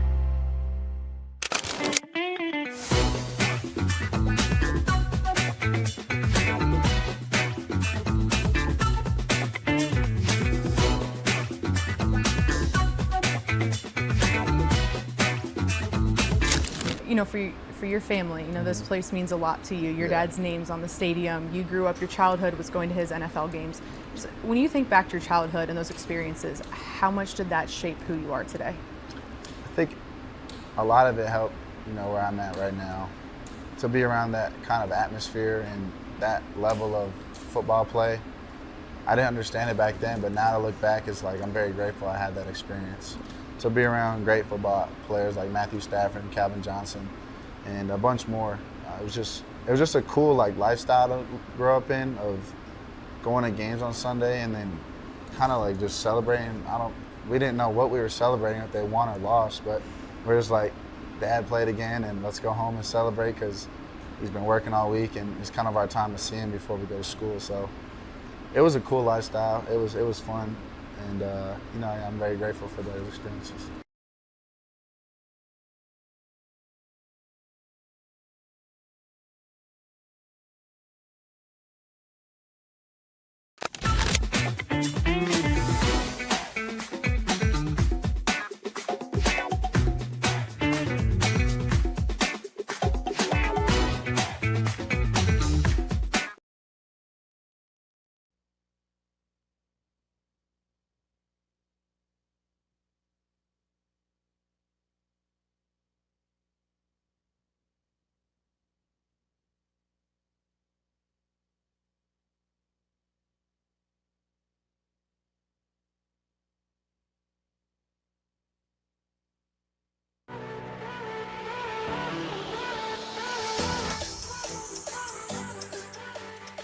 Welcome to Hurrdat Sports Live. 100%. That's the biggest. This first off, the cycle of the snap is different from a receiver standpoint, from a running back standpoint.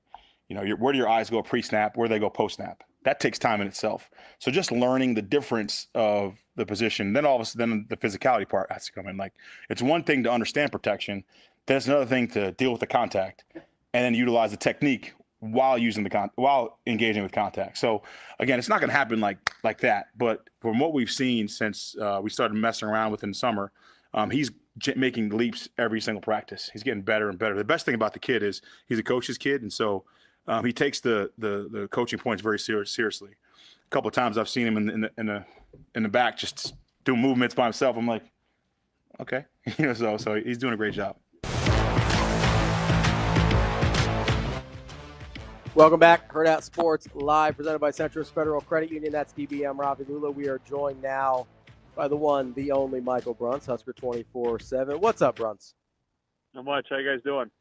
Good. I feel a little relieved. I can't actually see the snark this week. I can only hear it.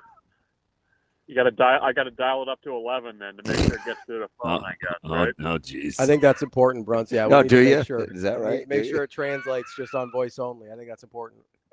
Yes. Of the tidbits, I want you to listen to this one.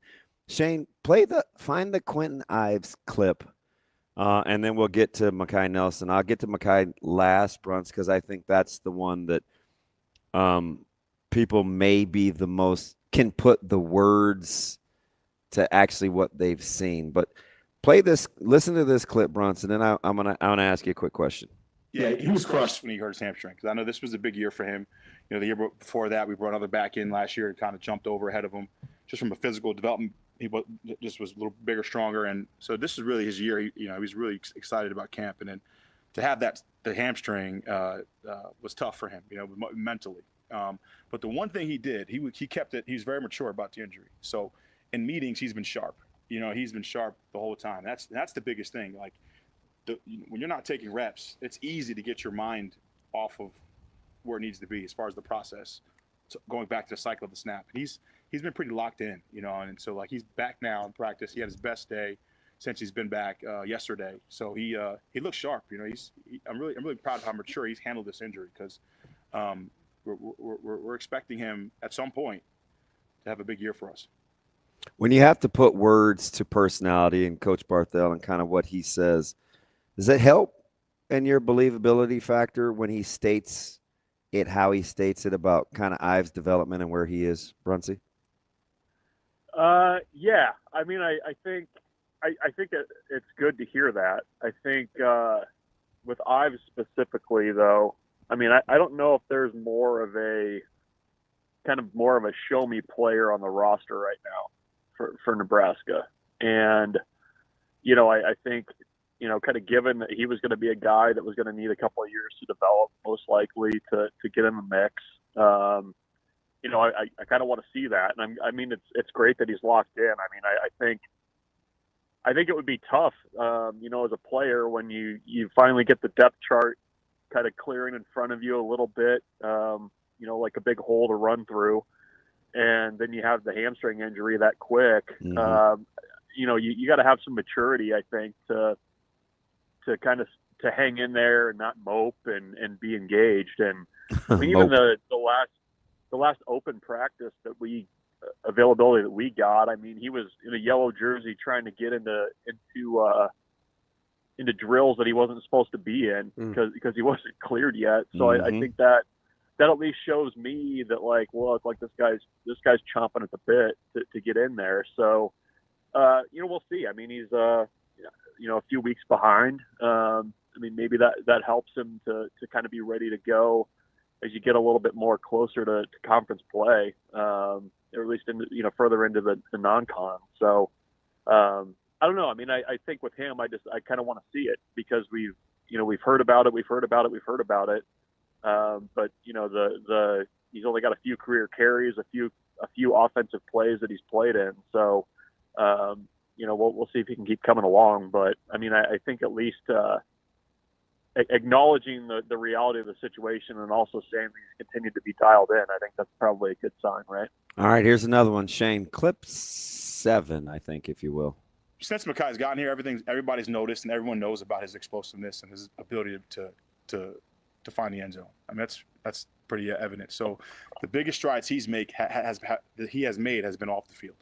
He's really grown up as far as a note taker, as far as his attentiveness in the classroom. He's really understanding the seriousness of a mistake. If that makes sense. So like a young player may make a mistake and naturally just brush it off, but at this level, you only get 3 or 4 reps at a team practice, right? So we can't afford that. So him focusing on the things he needs to correct and then applying in the next practice is the biggest jump that he's made off the field. Like Mose, he's going to take some. He's a young guy, but I think we're all pleased with what he's done this camp. He's really done a great job all around, and he's been pretty impressive. Now he's just got to do it on the game. That's the reality. He's got to do it in the game. How did that land with you, based on what you've already seen from Mekhi Nelson, Bruntz? Yeah, I mean, I think what we've seen from him, and it's been a couple open practices for the media. It's been, some one-on-one stuff. He's really explosive. Like I would say he doesn't trail Emmett Johnson much in that category in terms of what he's able to do. There's probably that clip you just played, along with what Dana said earlier this fall about not about kicking his ass, but the stuff about him getting basically showing more maturity, right? Yeah. I don't think they've been too bashful about where he needed to improve and where he needed to grow. So yeah, I mean, you also kind of wonder, I think, sometimes too, with a younger guy, when you know that you're going to be counted on and you're going to have your opportunity. I mean, I think it kind of dials you in a little bit more too than maybe what he was last year, when you're further down the depth chart, you're fast track for a redshirt year, that kind of thing. So yeah, I mean, he's going to have to be ready to go. I mean, I've spent a lot of time talking about the backup running backs, but I mean, we're a week out now, and it's got to be, Mekhi Nelson has to be ready to go. Like, I think that's kind of what they've been preparing him for. And certainly I think with Ives' injury, that's been highlighted even more. Bruntz, you said something there with Ives that it got my ears perked up a little bit here, in terms of he might be the biggest show me player on the roster. I'm not sure he would have made my list. Like, that's not how I was thinking about him. But I am curious, who else is kind of on that list for you? Elijah Judy's on there, I think. I got one I want to ask you about, but keep going. Okay. I think Judy would be on there. You think? And when I say show me player, I mean, like, we've it's one thing, I think, for the coaches to talk about it. Mm-hmm. But we need to see. I need to see it with my own eyes. So I think Judy's on there. I think I would also put. I would actually put Heinrich Harburg at tight end on. That's what I was going to ask. That's what I was going to ask you. God is my witness. I've got one that I like a lot too, of a guy I like a lot. But go ahead. We've seen Harburg a little bit at that spot, more so than Ives at his spot. Mm-hmm. But you kind of need to see it in the game. You need to see how that looks, when the lights are on. So I think those are 3 that kind of immediately come to mind for me. There's probably a wide receiver that I'm missing that falls in that category. I think through no fault of his own, Bruntsy, is the Harburg thing. Because this is what I think this is kind of how I envision this. I know you'll tell me where I'm full of it. So it's like, okay, here's this converted quarterback. He moves the tight end, and immediately, for whatever the reason, I think we thought gimmick. Mm-hmm. Right? Like, oh, it allows you to do this or do that. We hadn't really settled in on a natural tight end. Then you hear kind of the buzz in the offseason, and then it's like, okay, I mean, this guy was just a quarterback. Like, what are we talking about?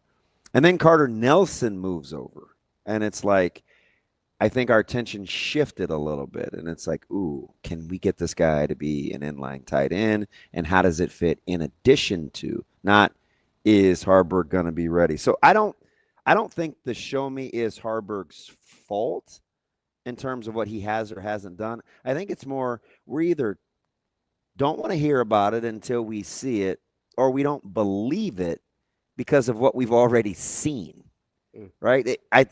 It seems like he's in a catch-22 until he actually gets out there, which is why I was going to ask you about him. Does that make sense? Yeah, well, you make sense. You're not full of it that much. Not about this. Yeah. you got this. You got this topic dialed in. No, I think part of it is too is like what we've seen from him. Like even calling him, I don't even know that calling him a gimmick is what I would say. Like I'm telling you what I think people thought. Oh, how many tight end passes will we see this year? Or you could put him here. Like we just don't think whatever we think a tight end is. It's different than that. Yeah, it's like how does he go from having a very small, a couple pages of plays or situations that he's in there for to, okay, he's in there for 40 plays a game. Like that's I think the kind of transition you're asking. And I don't know, like I place some value in what a guy like Luke Lindenmeyer says about that transition. And like, when Luke Lindenmeyer in the spring tells me, we had to teach Heinrich how to run as a tight end and how to run to set up routes and to create separation. And I mean, I was never a college tight end, newsflash there, but it feels like going from playing quarterback to having go in there and try to block Riley Van Poppel on the edge. Like that feels like there's probably some progress that needs to be made to be able to do that. So I think that's kind of why I want to see it. I mean, it's not anything, me doubting Heinrich Harburg or that he's going to be successful or anything like that. It's just like it's not an easy transition to make, I think is what I'm trying to get at here, especially if, you want him to be a 3-down tight end. And I think that's the idea and not just be a gimmicky Swiss Army knife guy in there, like you were kind of saying. So, Bruntz, there was two guys that I was thinking of. You mentioned a guy in the wide receiver room. For me, it's Bonner. We've heard a lot of different times kind of about what they think Bonner can do, and he's versatile and does all these things. For all that, we haven't seen that much of him, and that's a guy I like a lot. And then the another guy I like a lot is I do think it's kind of a show-me year for Keona Davis as well. Oh, awful early. He's a pup. Yeah. It feels a little early. I mean, we've heard a lot about Keona. You're his biggest fan. I am, but I'm ready to see it. Would Cam Lenhart be a better one? That's a good one. That's insignificantly better. Okay. Significantly better example. Okay. That's just my opinion. So Cam Lenhart and Janarin Bonner. Those are my submissions to your show me list. Yeah.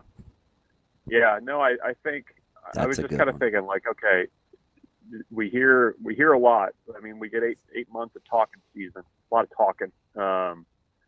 And then, who on that list? I'm thinking in my head of like, okay, we need to actually see it. Like I'm skeptical about the talking.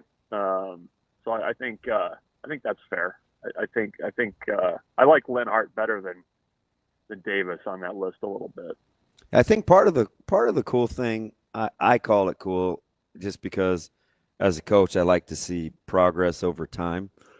I'll be curious to see how this defense evolves over the first handful of weeks based on the inexperience that they have. Like, they strike me as the type of unit where you could see market change rapidly just with snaps alone. You know what I mean? Just the front, though? Or where are you thinking specifically? I think everybody. I mean, law firm is coming from a different conference. Javen Wright, for all his experience, still doesn't have a ton of snaps.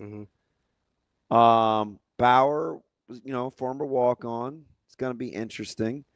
McCullough's in a new conference. playing a different kind of style. Ochoa's young. Keona Davis is inexperienced. Like, there's a lot in the front seven. Yeah. Yeah. I mean, I guess I'm probably willing to give Watson Trent and Wright a little bit more credit for their 13 years of combined college football experience, but they're at 13, right? Or 12? I know. 12. I think it's 12. Okay, 12.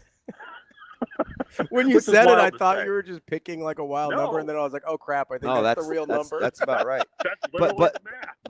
But just in this system alone, like snaps could drastically change the way they look in just mere weeks.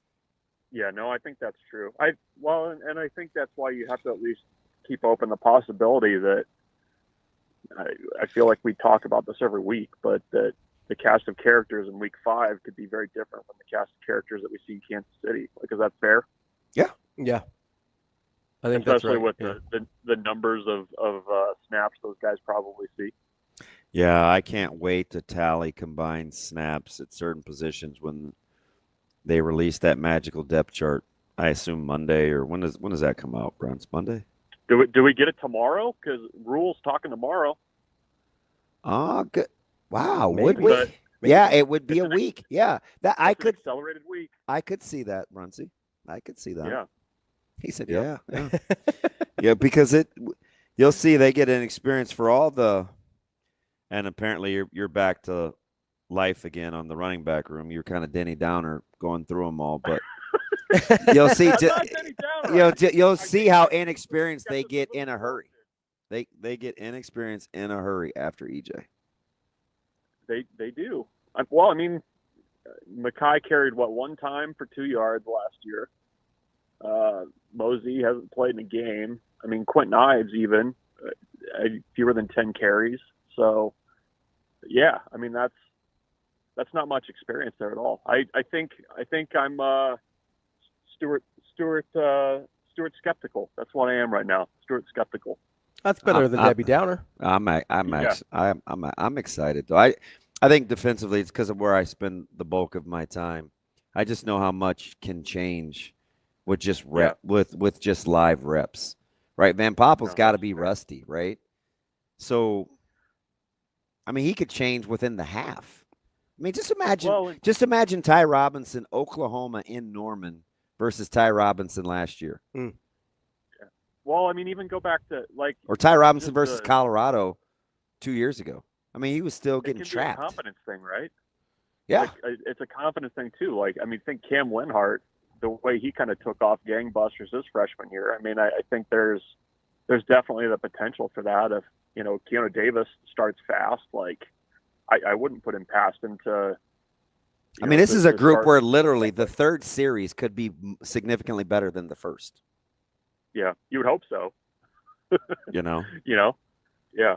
Does it happen that fast? Yes. 100%. Depending on where you're starting at. Yeah, you've seen Penn pull in practice 100 times. And they'll tell you to squeeze, get down, get flat. And then somebody actually does it and it's live and it's opponent and then the kick out is on you. Yeah, it can happen from snap to snap. Sometimes you just have to you have to gauge it.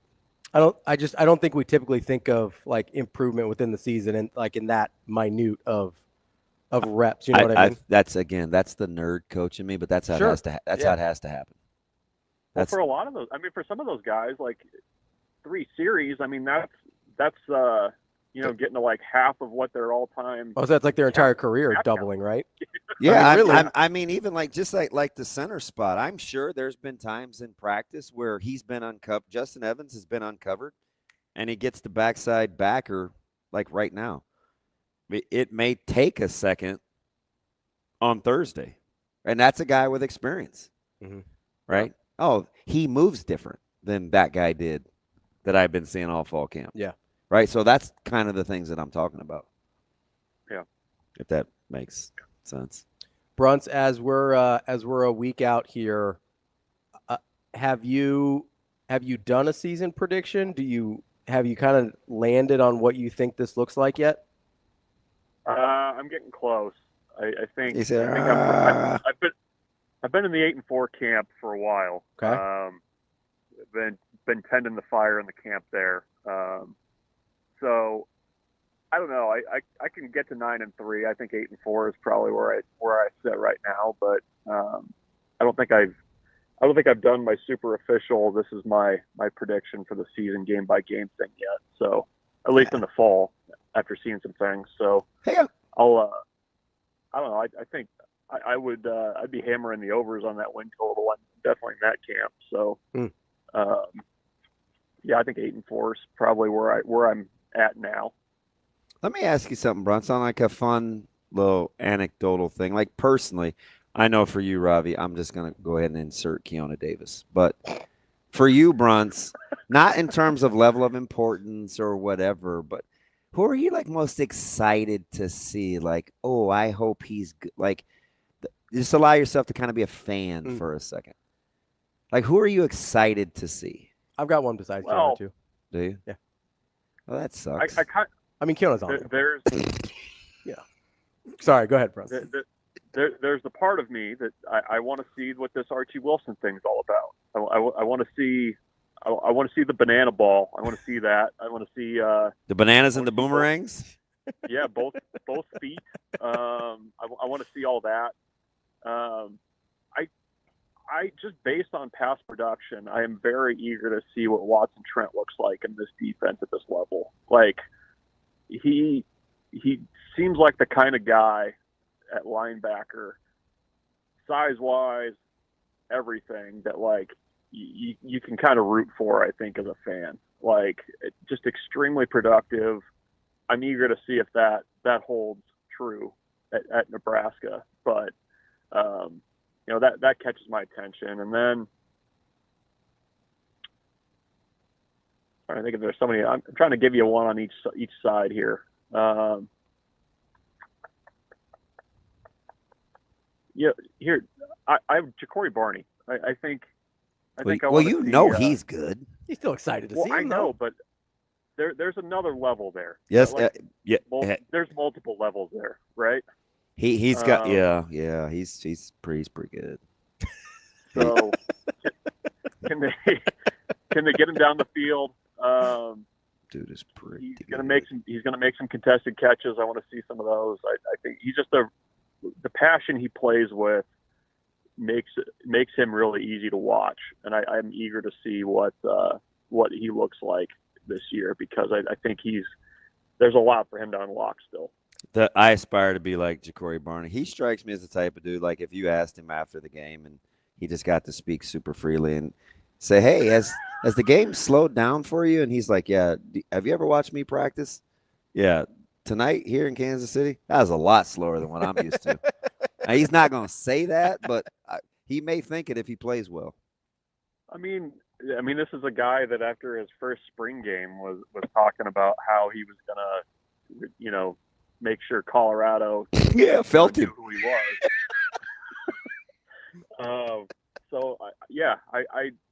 The other part that I want that to take off is because we need more Ja'Cory Barney interviews, I think, especially when things are going really well. That's what we need. Absolutely. Somebody in the chat said I know you're not online this time, Bruntz, but somebody in the chat said one of my other ones besides Keona.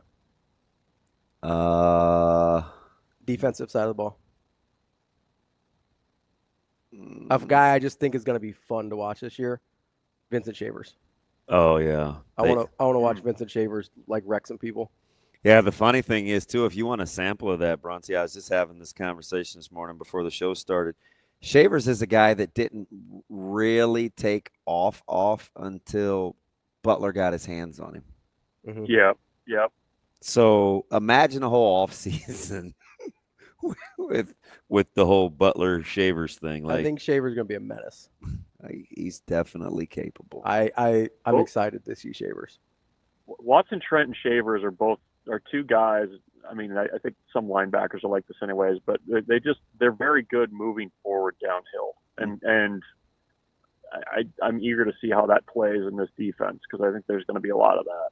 So I don't know. That good linebacker play is always just more, it's fun it makes to watch. Everything better. Do you know who I thought? Do you know who I thought you were going to say, Bruntz? And I don't know why, because you don't talk about him a ton, but it just seemed like very Bruntzian.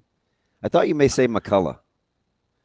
Schaefer may say McCullough. I thought you would say McCullough. No, he's basically the chief of the Ochoa camp right now. I think my colleague is. So, well, him or Cam Lenhart. Yeah. Shafe's all in on Cam. He may end up looking very, very, very smart. Are all of us dumb? Good. None of us said Dylan. Kind of weird. There's a part of me that's just like, okay, if Dylan year 2 is what I think he is, that's by far going to be the most fun thing to watch. Well, if the offseason goes how it's gone, I should have answered DJ Lagway, right? And everybody's more excited to see him than Dylan. Oh, here exactly. you go. Here you go. Well, don't forget Arch Manning and his 90 pass attempts are. Yes. He's already having to dispel rumors that he's not going to the NFL early. So yeah, I feel like you two are back in cahoots. You did well for 29 minutes. It's okay. Well, we're probably going to see each other next week when we go see Miller North rename a street for our guy Eric Crouch. So, hey, so what's the travel itinerary, Bruntz? Well, it's just a quick one. BC and I going in the day of, day out, or quick overnight and back in Lincoln by noon on Friday. Get back to work. So this is nice though. Like I miss these kinds of like quick road trips that you used to be able to do in the Big 12. Big 12 road trip. So are you so you're gonna roll the dice on I-29 in the morning? Yeah. Okay. I think so. Godspeed. Should I not? I don't know. I think I-29 rots, but that's just me. But this is a guy that spends, I don't know, 7 weekends a summer in Kansas City. So I'm over I-29. See, but we've got Highway 2, so I don't get much of the I-29. That's I right, Lincolnite. Yeah.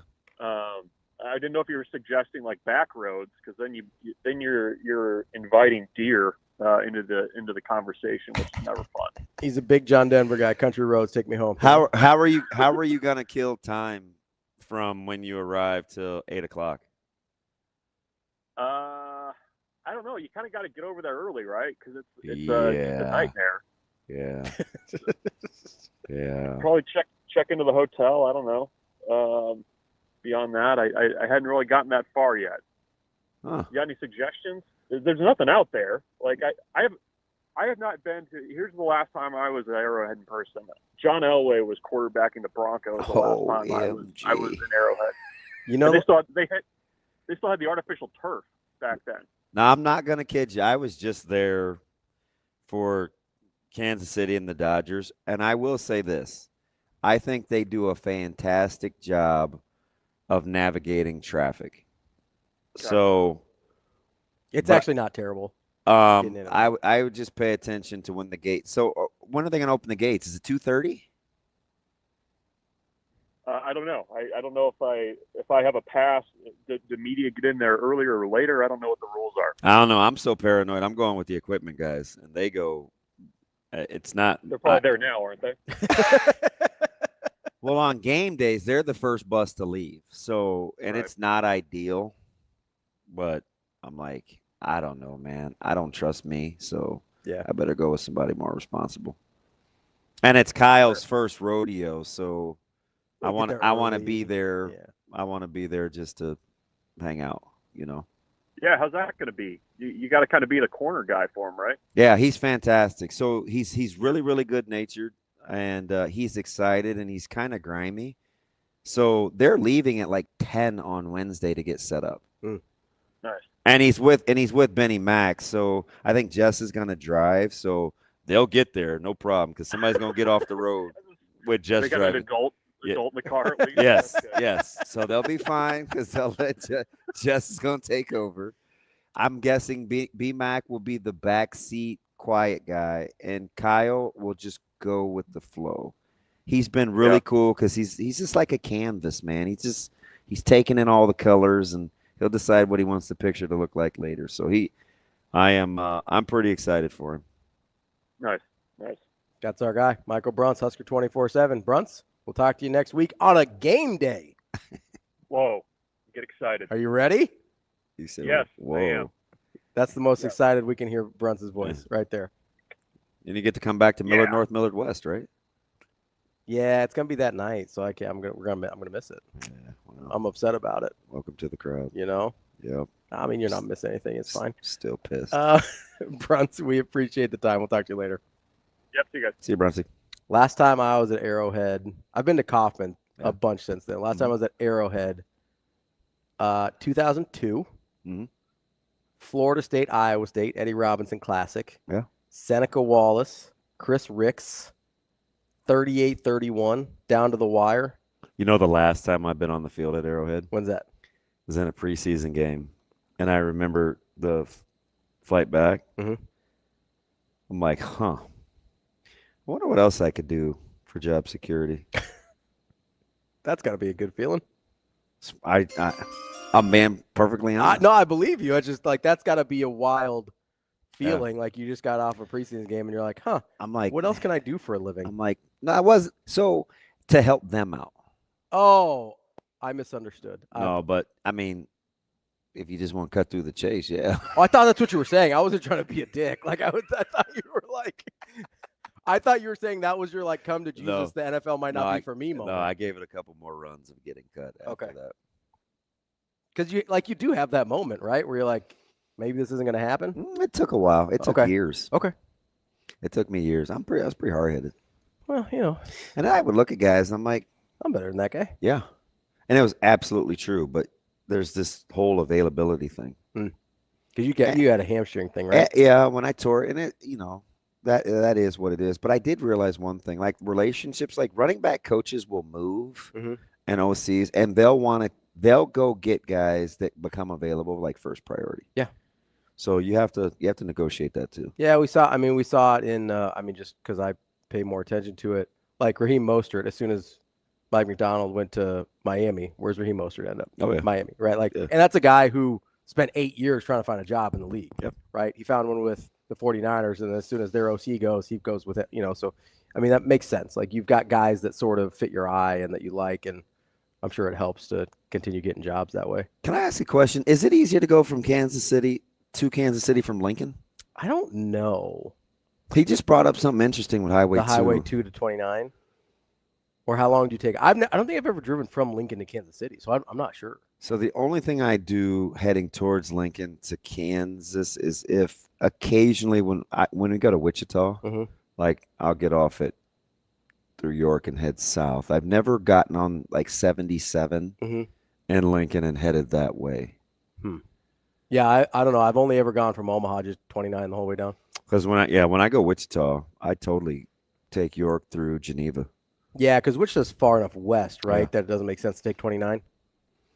Or I mean, you can, but it's. I wonder if it is easier for Lincoln. I don't think 29 from here to Kansas City is all that sweet. I mean, it depends on how much construction stuff's going on, right? It's always something. Like, there's a lot. I mean, especially once you get kind of into Kansas City, 29 gets messy. Typically, 29, 35, depending on where you're going. But I don't know. And maybe it might be one of those weekends where you stay the night and you don't come right back. Yeah. If you come right back after the game, that's going to be a nightmare. Yeah. I think the Friday morning is the way to play it. Yeah, sweet baby Jesus. Thank the Lord I get to fly back. Let's take a quick break here. We're going to get to Gary Dolphin this is our last one, right, Shane? Our last preview with Iowa? Yeah. For regular season. I just want to hear his knock voice. on wood. We're going to get to our guy, Gary Dolphin, the voice of the Iowa Hawkeyes, as we wrap up our Nebraska season preview just in time for game week. That's DBM Ravi, Lulla, more Hurrdat Sports Live coming up next.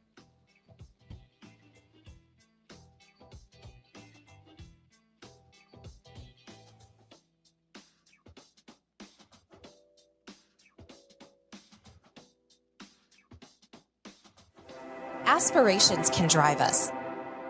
Sometimes a simple gesture is what fuels the pursuit of a dream. When it's time to make your dream a reality, we are here to help.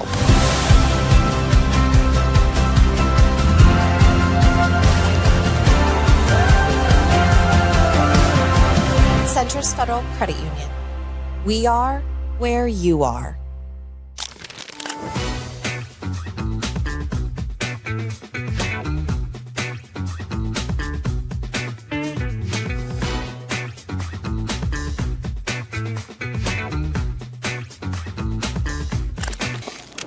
Obviously, the single-digit thing here is a tremendous honor for everybody 0 through 9 because, like we have coaches have nothing to do with it. It's 100% based on the opinion and the respect that your fellow players have for you, which ultimately in football, we're trying to get these guys to play as hard as they can, as physical as they can, and execute at a high level and do it for each other. That ultimately is the kind of the bonding formula. The fact that you're doing it for your teammates, you're not out there playing for yourself. So if you then get voted as one of the 10 players to wear a single digit, I think that's just a testament of what the players think of them. And with Vincent, obviously, he went from 1 to 9, which meant he was revoted into that capacity as opposed to just keeping his number 1. So I really believe that any of those players that have been voted into that position that then accepted that number, they should feel great about how their teammates think of them, and then it is a tremendous responsibility to then uphold that.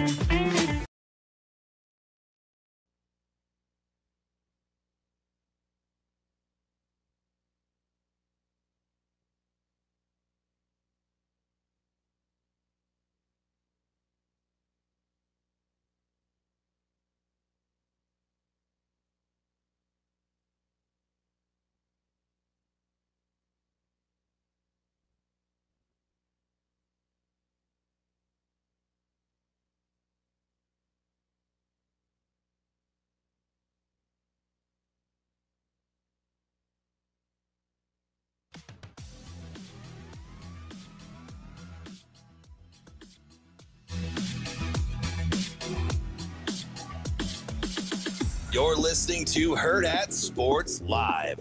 You know, I have no idea how good we are right now, and I don't think many people do. And the bottom line is I can just tell you this. It's really been a good team to work with. I really like our team.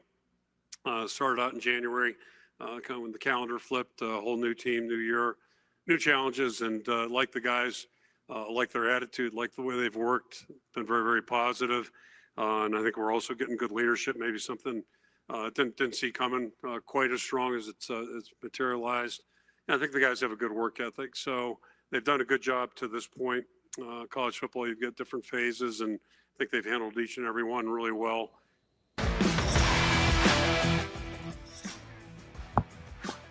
Welcome back, Hurrdat Sports Live. That's DBM Ravi Lulla here at Hurrdat Sports Bar and Grill. We are joined now by Gary Dolphin, the play-by-play voice for Iowa football, to preview the Hawkeyes as we work our way through Nebraska's schedule. Gary, how are you this morning?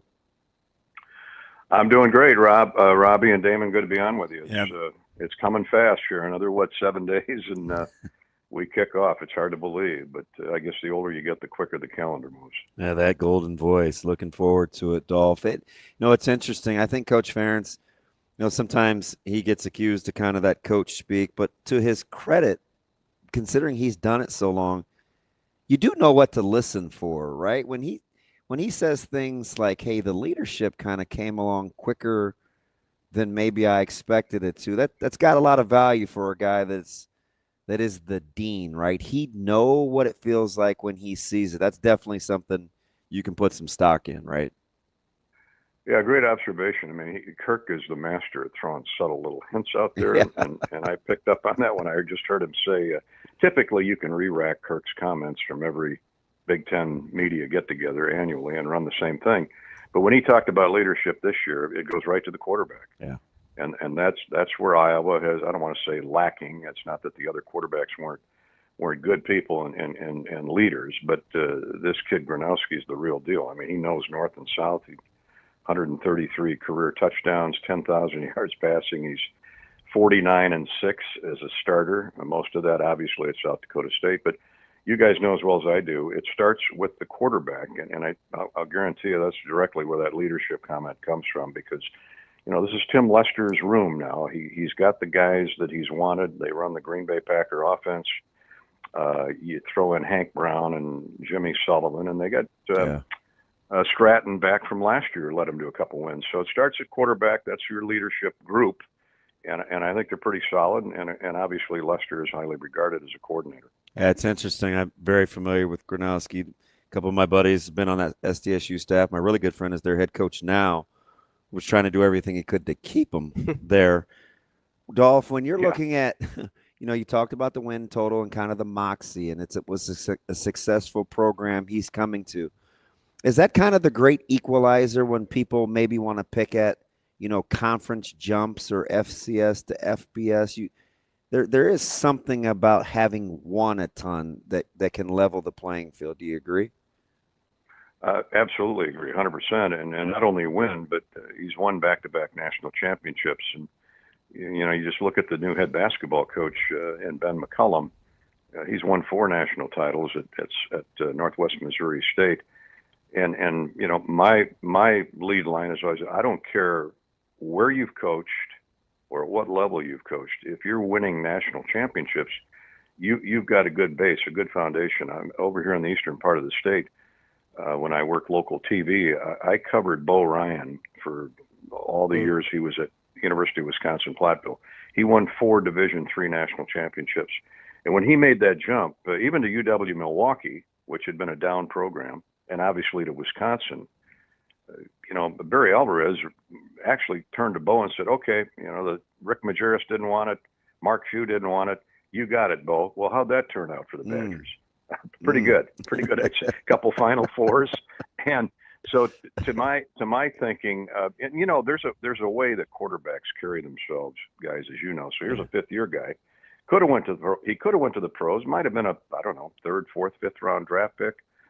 He's 6'2" or 3, 230 pounds, can run. He's got a moxie about him. He's got a gait about him that you want to see in a 5th-year guy who's won national championships. And we all know how good South Dakota State is. Mark was kidding. I think it was spring ball before he was throwing regularly. He said, I remember. He said, I can't wait to get 70,000 people on my side. And I had forgotten he was a freshman quarterback. The night that Iowa scored 2 safeties and a field goal, and beat South Dakota State 7-3, if I remember. I don't think they lost a game the rest of the year, but Gronowski rolled through the back of that north end zone late in the game, and he said, I'll never do that again, certainly not as an opponent. And Jack Campbell came bearing down on him, and I don't know if they tipped the ball. We got another safety. And as he said, that's what I'm looking forward to most, is having 70,000, and can it pull for me instead of hate my guts? And, there's something to be said for a guy who just talks like that and carries himself like that. And he's definitely a leader.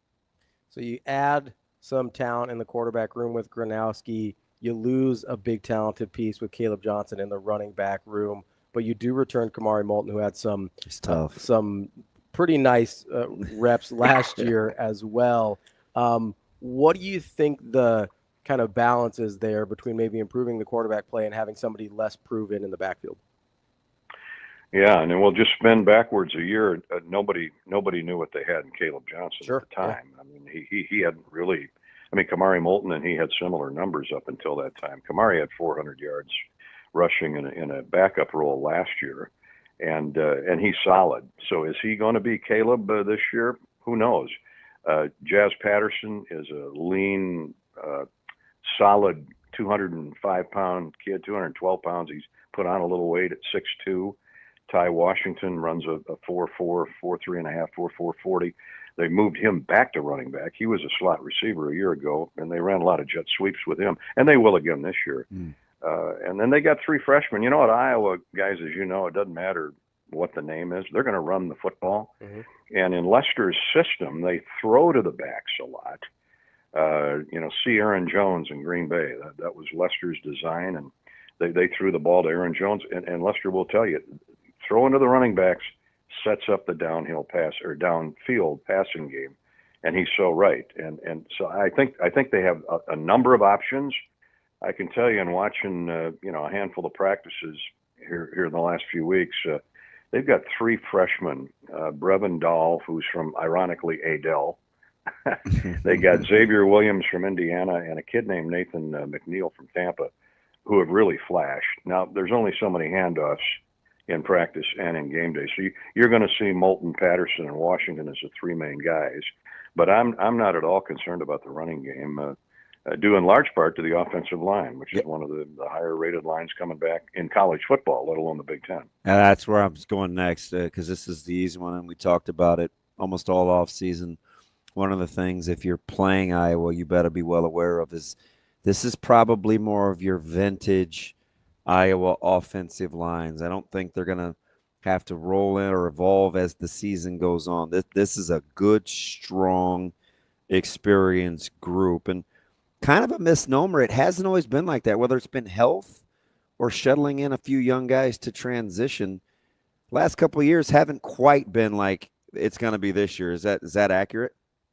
That is very accurate. And due in large part to injuries and position switches. Yeah. Jennings Dunker came in as a guard, and right now Pro Football Focus has him as the highest rated right tackle coming back for his senior year. And when Logan Jones decided to come back and use his grad year at center, Logan was nicked up last year, and he feels that another year of seasoning at the Big Ten level will impress NFL scouts even more. So with those 2, Jones and Jennings as a base, they've added in some real maulers. I mean, Bo Stevens started most of last year. He'd been hurt for 2 years, and he's at 1 guard. And then I'll give you a name. Cade Pieper is his name. He's out of Norfolk. Right down unfortunately, Dolph, down the street. Did a lot of his games in state championships. Good player, man. He is an assassin. Yep. I'm telling you. Mean-spirited. Got another kid. Oh man, you love that nasty attitude if you're an offensive lineman. Yeah. And he's pushing, 290, 295 now. He came in here about 270. And that's so vintage Iowa. You use the word vintage. They spend a couple years building you up in that strength and conditioning room, and then they get 2.5, 3 years to go out and show their wear, and most of them end up in the NFL. And, left tackle has been the question mark. Mason Richmond left a year ago. He's on an NFL roster, but they're fighting it out between Jack Dotzler, who's a junior, and then a guy that's probably going to win the job eventually, Trevor Lauk. He's out of Indianapolis, and he is just a bad dude. And so they have got a nice mixture of 3 upper-class leaders and 2 or 3 redshirt sophomores. They're pretty well set if they stay healthy.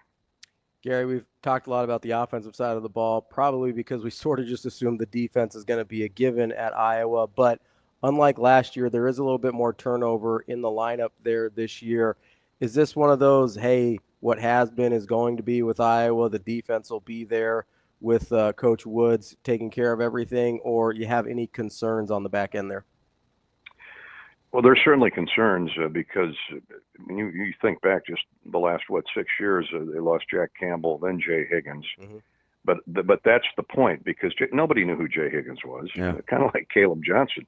And he bided his time. He learned from Jack Campbell, who learned from, the Josie Jewells and James Morris and all those great middle linebackers that preceded them. And so it's Phil Parker's system, and they don't play unless they know Phil Parker's way. And Seth Wallace, a great, obviously, linebacker coach. He's a head coach in waiting. So I'll start with the linebackers.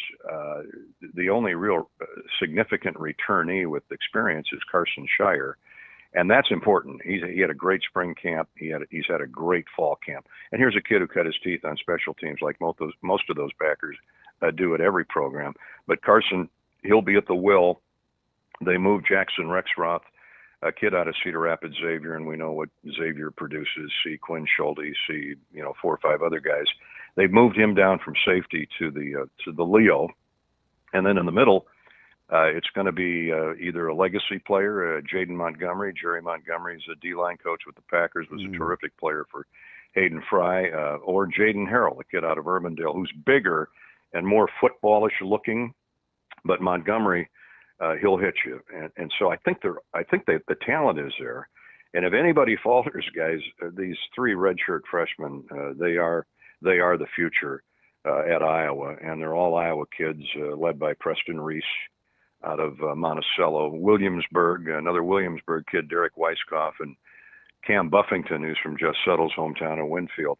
Those 3 redshirt freshmen were superstars, wrestlers in high school, and they're just chomping through their mouth guard to get in there. And you'll see them, but if these 3 veterans in front of them perform like I think they can, they'll be okay at linebacker. Up front, you've got 3 guys that bring 6.5, 7 sacks apiece back from last year. Aaron Graves is as good as it gets at D-tackle, and then you have those 2 defensive ends. I know Nebraska fans will remember Max Llewellyn at the end of last year's game, and then Ethan Hurkett, who has been a stud for 3 years, going on 3 years as a starter. They lost Y.A. Black, so they're trying to fill that hole. And I think it's going to be another South Dakota State kid, Bryce Hawthorne, who's had a tremendous career at SDS, and now he's a Hawkeye. You want to another bit of overlapping deal there. When they were first having the coaching change at SDSU, Dolph caught wind of it early, obviously familiar with some guys at SDSU. When Hawthorne became available, I told their new head coach, I said, hey, I know Coach Jackson, they just hired you. I said, your first recruiting deal, you got to go get Hawthorne out of the portal. Kid's going to be a stud. And he had kind of narrowed down his visits. Nebraska wanted him to come in, and he'd shut it down right before that. As a Minnesota guy, I kind of wanted to stay in the region. And I read Iowa, and I'm thinking, small world, just our luck. Like, listen, Dolph, listen, Dolph, he can play too. Like, yeah, he can flat out play. He's going to be a good one. Well, he loves to get down in the dirt. I mean, he's 6'2", 6'3". That's not Dr. J size, but he likes to get down. He's got great leverage. He gets low pad level, and he's from just across the border up there in Osceola, Minnesota. Oh, yeah. And I interviewed him 2 weeks ago. I said, a Minnesota kid coming to Iowa. I said, you know how much we love that? And he just smiled. He's got a great attitude, a great sense of humor, and he's just one of, I think, 3 candidates at that vacant tackle spot. They've got another kid, Jonah Pace. As you guys know, Iowa really doesn't get into the transfer portal a whole lot. I think they've got 6 or 7 this year. But they love not only Bryce, but they love a kid named Jonah Pace, who's come in here from Central Michigan. He had a great year at Central Michigan the last couple years, actually. So he's in for a one-and-done year. So, they pick and choose. That's the Iowa way. And usually, they open up with Albany, and then they head to Ames. Kirk's going to be the all-time winningest coach in the Big Ten when it's all said and done this year. That could come in week 2 at Ames. That would be interesting, to say the least. But he's not concerned about that. But I think this defense, I didn't mention the secondary where they lost a lot of good players. But Xavier Wampa's back. They flipped him to the free safety. And they got a headhunter named Zach Lutmer from Rock Rapids. And you know how they grow them up in northwest Iowa.